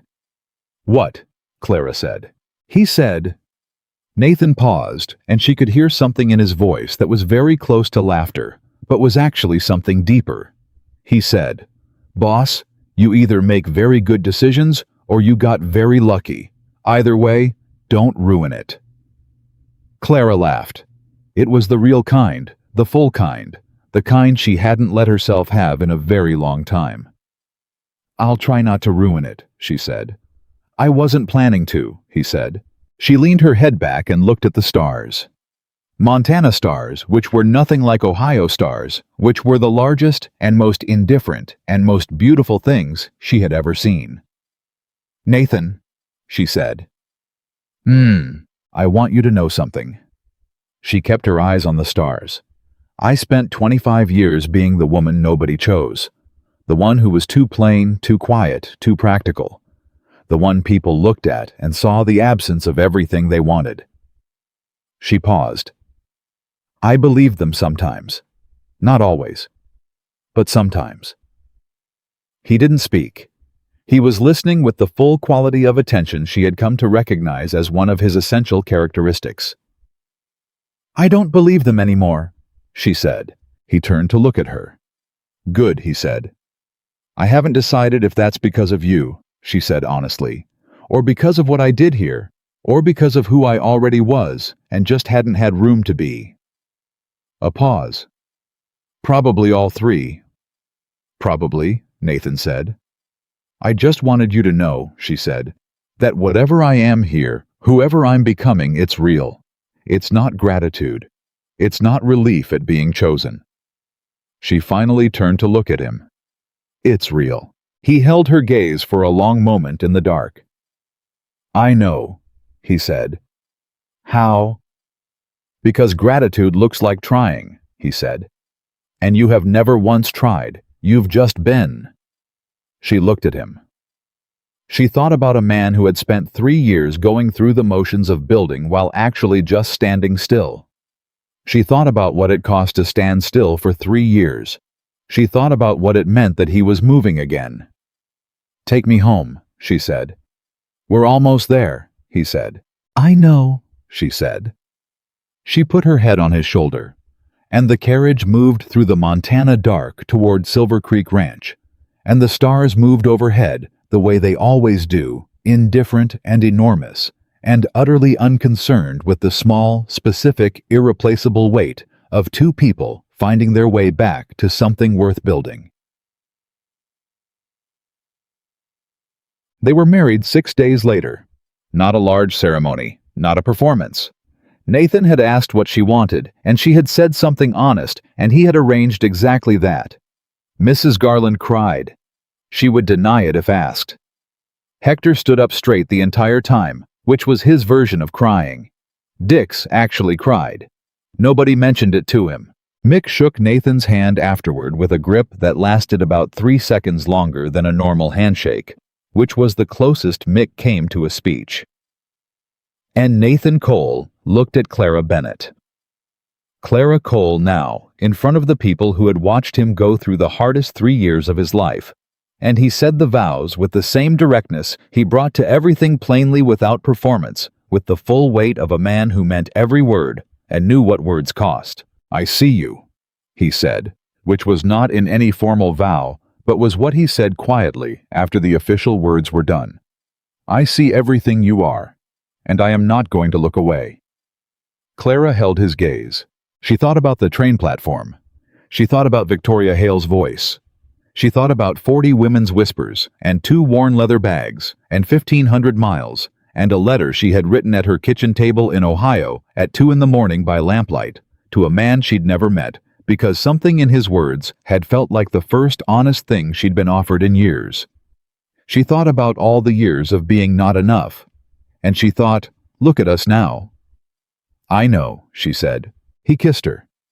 The ranch around them went on being the ranch cattle moving horses, shifting in the stable wind coming down off the foothills, because a ranch doesn't pause for weddings, and neither of them would have wanted it to. Silver Creek Ranch.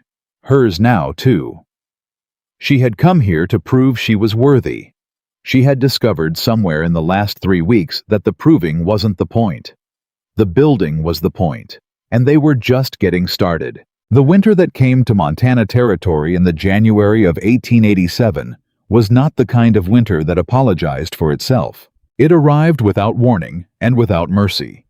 The kind of cold that kills cattle by the hundreds, that breaks men who have survived 20 frontier winters by the sheer accumulated weight of one more thing going wrong.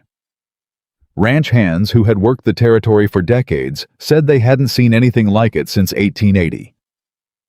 The old-timers said it was the kind of winter that separated the ranches that would still be operating in spring from the ones that would be selling off whatever survived. Silver Creek Ranch had been married for 7 weeks when the first real storm hit.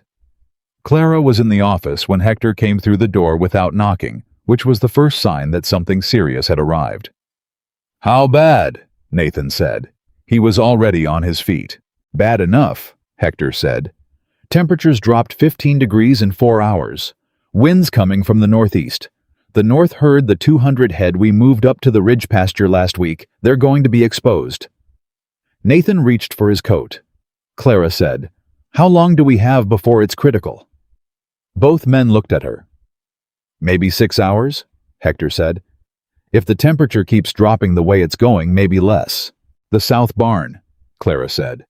"What's the current capacity?" Hector blinked.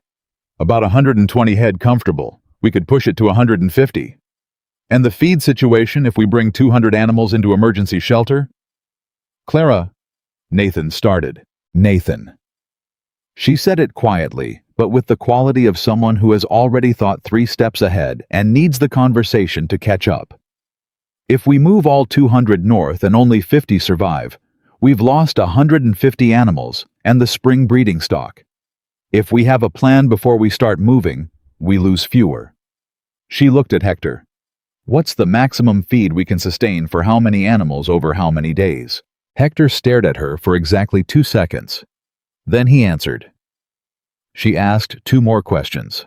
He answered those 2, and by the second answer, his voice had shifted into the crisp, precise register of a man who had stopped being surprised and started being operational. By the time Nathan had his coat and gloves on, Clara had a plan on paper. Not a complicated plan. A clear one, which animals moved first, which hands went where, how they split the feed, to maximize survival across multiple shelters, rather than overcrowding one. What the decision threshold was, if the temperature continued to drop.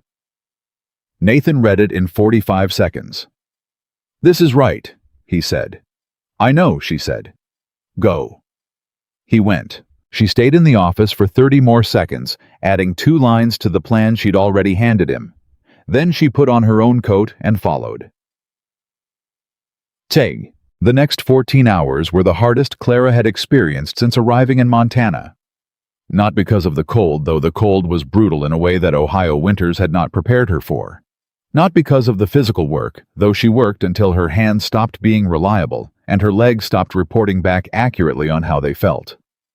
They were the hardest 14 hours because she could see in real time what the difference between a plan and no plan looked like. Hector ran the North team himself, Mick and 4 hands bringing the North herd down in groups methodically in the order Clara had specified, based on which animals were most exposed and which were likely to move fastest. Nathan ran the South team, managing the sheltering process, making real-time decisions about spacing and feed allocation as each group arrived. Clara moved between them. She wasn't doing the physical work the way the ranch hands were. She was clear-eyed about that. Clear-eyed about what her value was and wasn't in a crisis that required 30 years of cattle experience. What she was doing was tracking, counting, communicating between teams who couldn't see each other across the wind and dark. Watching the numbers and flagging the moment they approached the decision thresholds she'd built into the plan. At the 4-hour mark, she found Nathan between groups. "We're ahead of pace," she said, pitching her voice over the wind. "If Hector's next 2 groups move as well as the last one, we'll have all 200 animals under cover before the temperature hits the critical threshold." Nathan looked at her. His face was raw from the cold, and his eyes were the specific kind of focused that comes from 4 hours of hard physical work in brutal conditions, and he looked at her with something in his expression that she didn't have a name for yet, but was beginning to recognize. "You're counting them," he said. "In your head. All of them." "Someone has to," she said. He took her face in both of his cold hands and kissed her briefly and completely in the middle of a Montana blizzard, with cattle moving around them and wind coming off the Rockies at 30 miles an hour. Then he let go and went back to work. She stood there for exactly 2 seconds before she went back to work too. They lost 11 animals. Out of 200 head in the North herd, in a winter storm that destroyed a third of some Valley Ranch's entire operations. Overnight, Silver Creek Ranch lost 11. Hector told Nathan the final count at dawn, when the worst of the storm had passed, and the surviving animals were sheltered, and the hands were moving with the particular exhaustion of people who had given everything, and had enough left to know they'd succeeded. Nathan heard the number. He said, 11. 11? Hector confirmed. A pause. "How did Henderson do?" Nathan said. Hector's jaw tightened slightly. "I heard from his east hand an hour ago. He lost 60. Nathan closed his eyes for a moment. "The Garrities?" "Don't know yet. The storm hit their upper range harder." Nathan opened his eyes. He looked at Hector. He looked across the yard to where Clara was standing with Dix getting a count on the secondary shelter, her hair coming loose from its pins, and her coat covered in the evidence of 14 hours of unrelenting work. "Hector," Nathan said. "Boss." "The plan she wrote, at the start of last night." Hector was quiet for a moment. "Saved us probably 150 animals," he said. "Maybe more."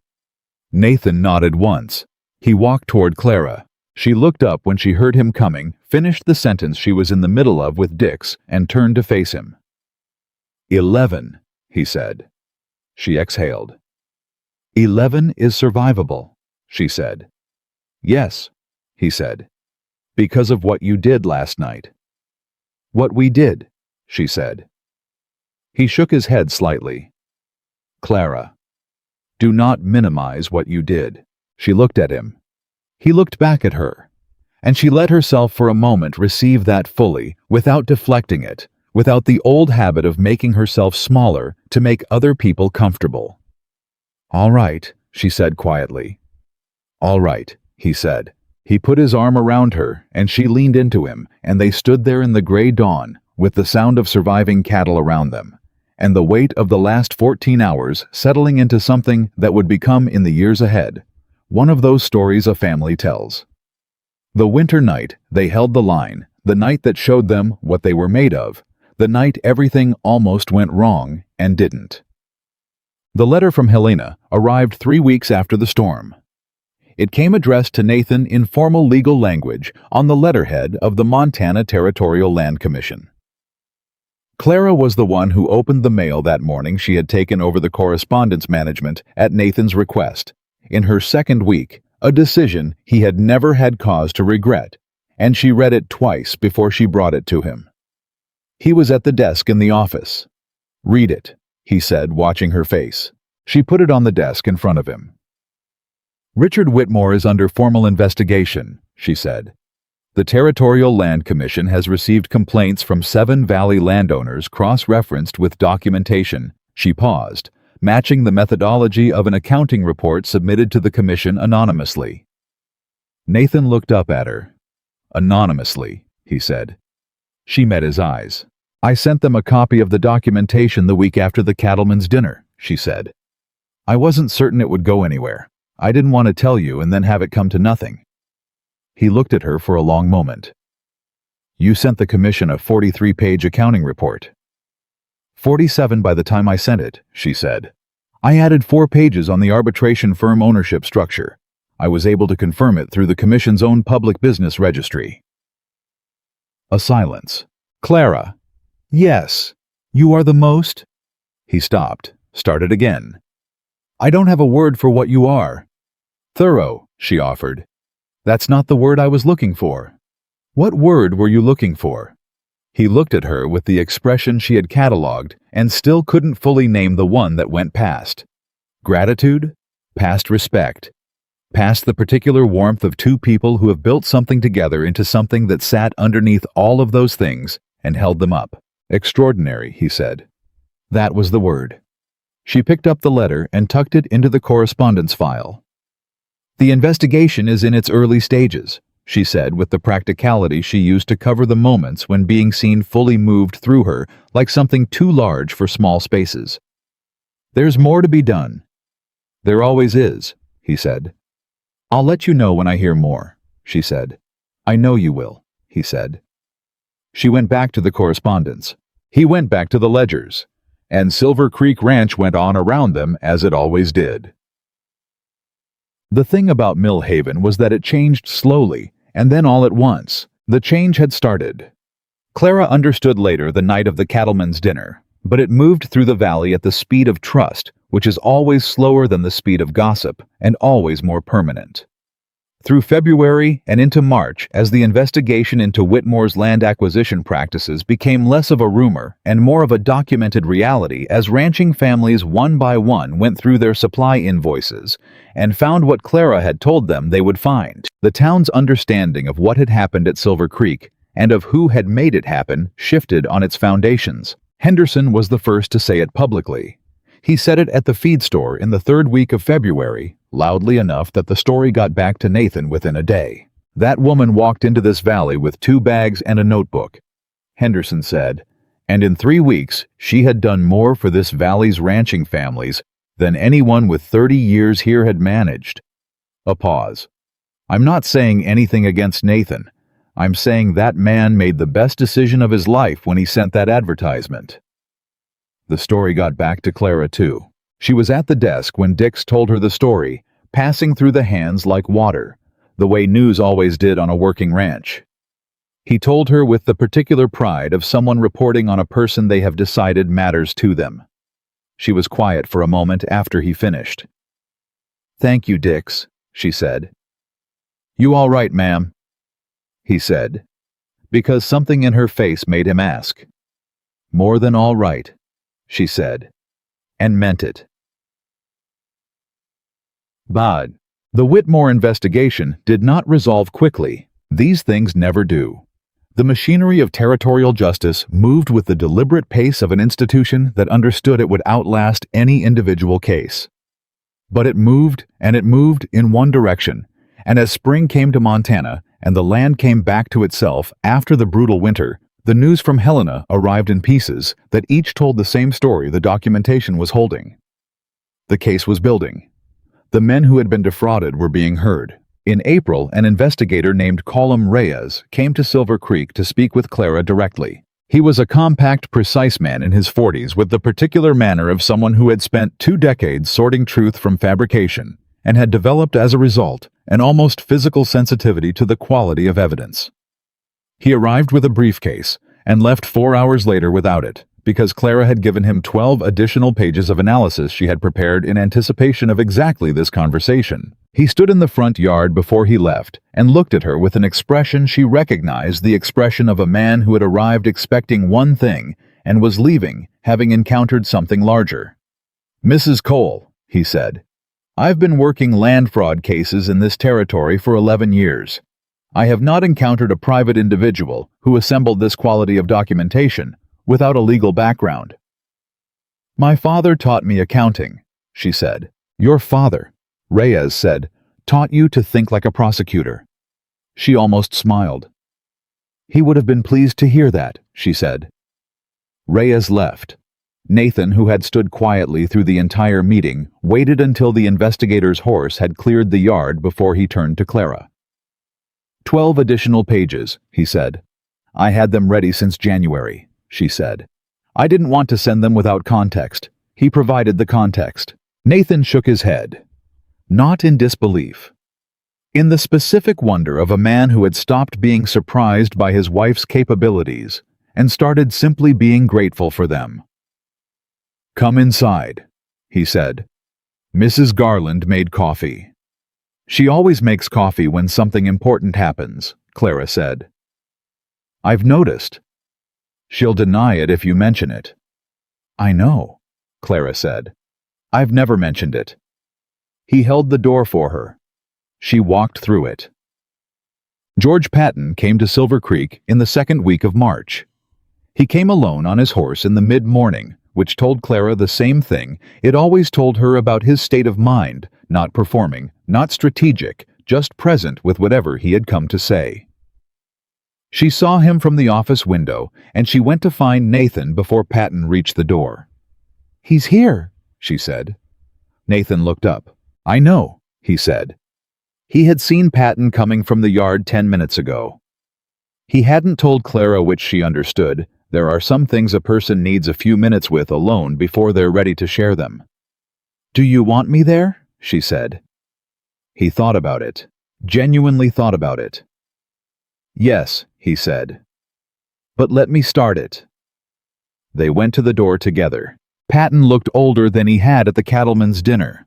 Not dramatically, not in any visible physical way, but in the quality of how he carried himself, the slight diminishment that comes when a man has put down something heavy he had been carrying for a long time and discovered that his posture had been organized around the weight of it. "Nathan," he said. "George," Nathan said. A pause. "I won't take much of your time," Patton said. He held his hat in his hands, the same gesture Clara noticed that Hector used in moments of real seriousness. Men out here, she had learned, held their hats when they were being honest. "I've given my statement to the territorial investigators. All of it. Every conversation I had with Whitmore. Every piece of information I passed along." He paused. "My lawyer says it'll go easier for me if I cooperated fully. That's true. But that's not why I did it." Nathan waited. "I did it because I owed it," Patton said. "To you. To this valley." His eyes moved to Clara. "To anyone willing to put the truth on a table in front of a room full of people and stand behind it." Clara met his eyes. She thought about the things she could say, about what his information had cost Nathan, about 3 years of supply theft that had happened partly because the accounts had been left unguarded after Caroline died, which Patton had known and Whitmore had exploited. About the fence line, about the false rumors. She thought about all of that, and she said, "Thank you for telling us, Mr. Patton." He blinked. He had expected something else. She could see it, the preparation for something harder than what she'd given him. "That's all," he said. "What else would you like me to say?" she said. Not unkindly, genuinely. He looked at her for a long moment. "Nothing, I suppose," he said. He turned back to Nathan. "I know this doesn't undo anything." "No," Nathan said. "It doesn't. But, George..." Nathan's voice was not warm exactly, but it was not cold either. It was the voice of a man who has known someone for 20 years, and is holding both the 20 years and the damage simultaneously without pretending either one cancels the other. "You told the truth when it counted. That's not nothing." A pause. It's not everything either, but it's not nothing. Patton put his hat back on. I'll go, he said. He went. Nathan and Clara stood on the front steps until the sound of his horse faded. Then Nathan said, without turning to look at her, "You were kinder than he deserved." "Maybe," Clara said. "Or maybe he's going to have to live with what he did for the rest of his life, and that's already enough of a sentence without me adding to it." Nathan turned to look at her. She met his gaze. "You have a remarkable capacity," he said slowly, "for knowing the difference between justice and cruelty." "Someone has to," she said. "You told me that, actually, the first morning. You said you didn't send for a perfect bride. You sent for someone strong enough to survive." She looked at him. Surviving means knowing what to carry and what to put down. He looked at her for a long moment. Then he said, "I think I've been learning that from you for 4 months." She smiled. The real one, the full one, the one that had taken her most of her life to stop hiding. "Good," she said. "You're a quick student."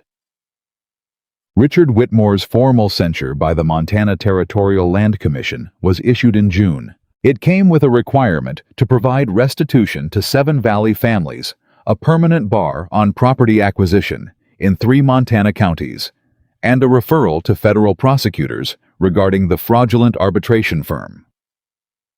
The Helena newspapers covered it.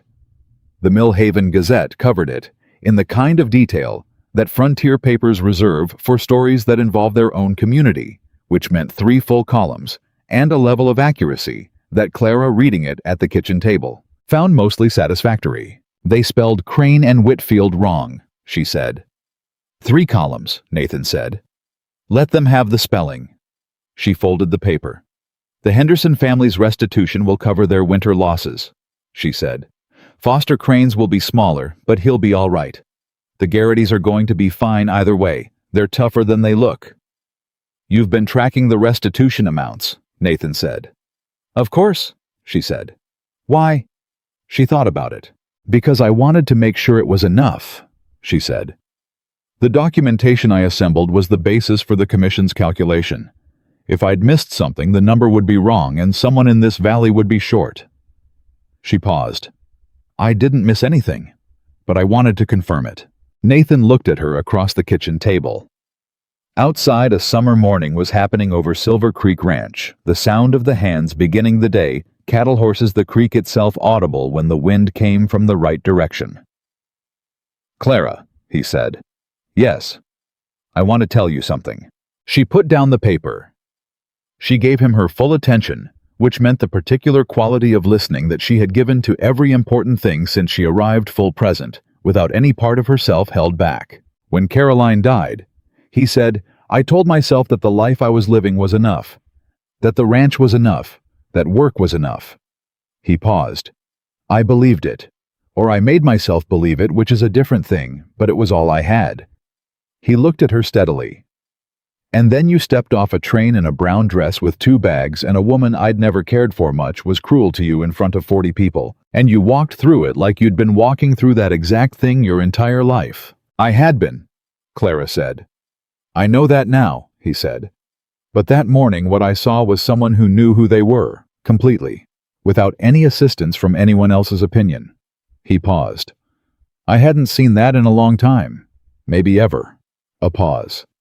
"I think I recognized something in you that I had stopped believing existed." The kitchen was very quiet. "What?" she said. "Someone worth building a real life with," he said.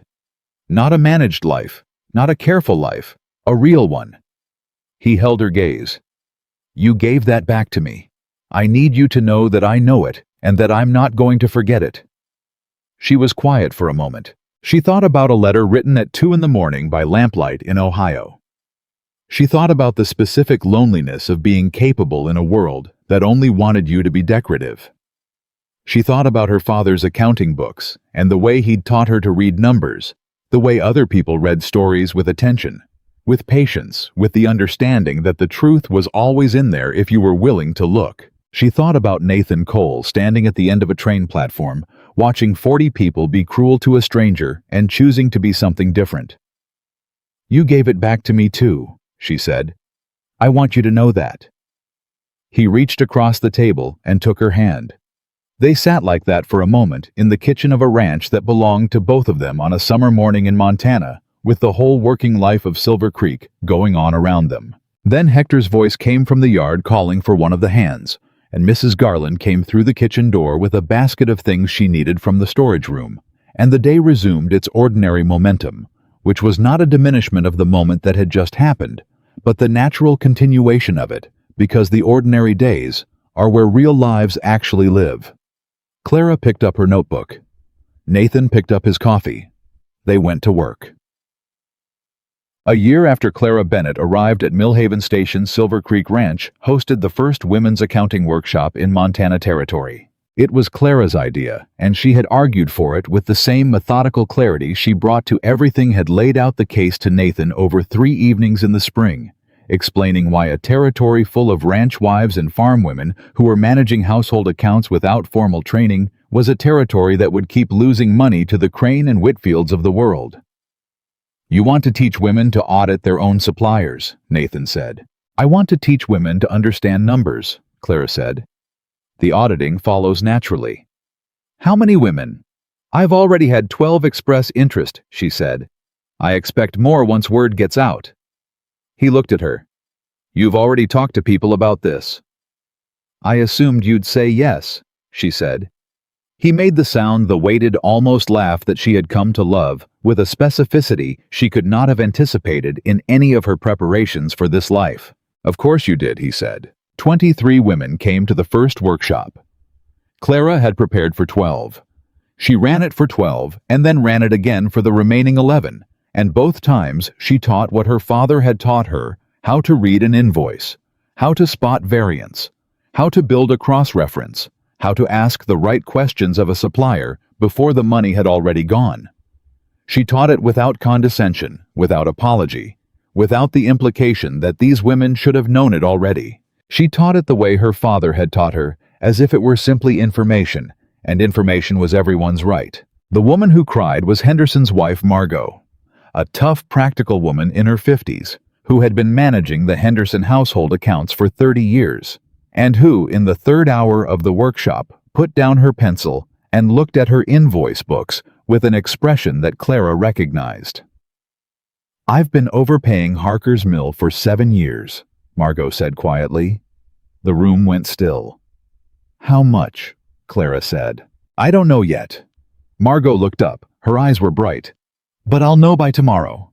The room erupted and Clara let the voices rise, let the women talk to each other. Let the energy of 23 people understanding something important move through the room, the way real understanding does, like something physical. She stood at the front and watched it happen. She thought, this is what it looks like when information reaches the people it belongs to. She thought, this is what my father was trying to do. She thought, I am carrying something forward that I didn't lose when I lost him.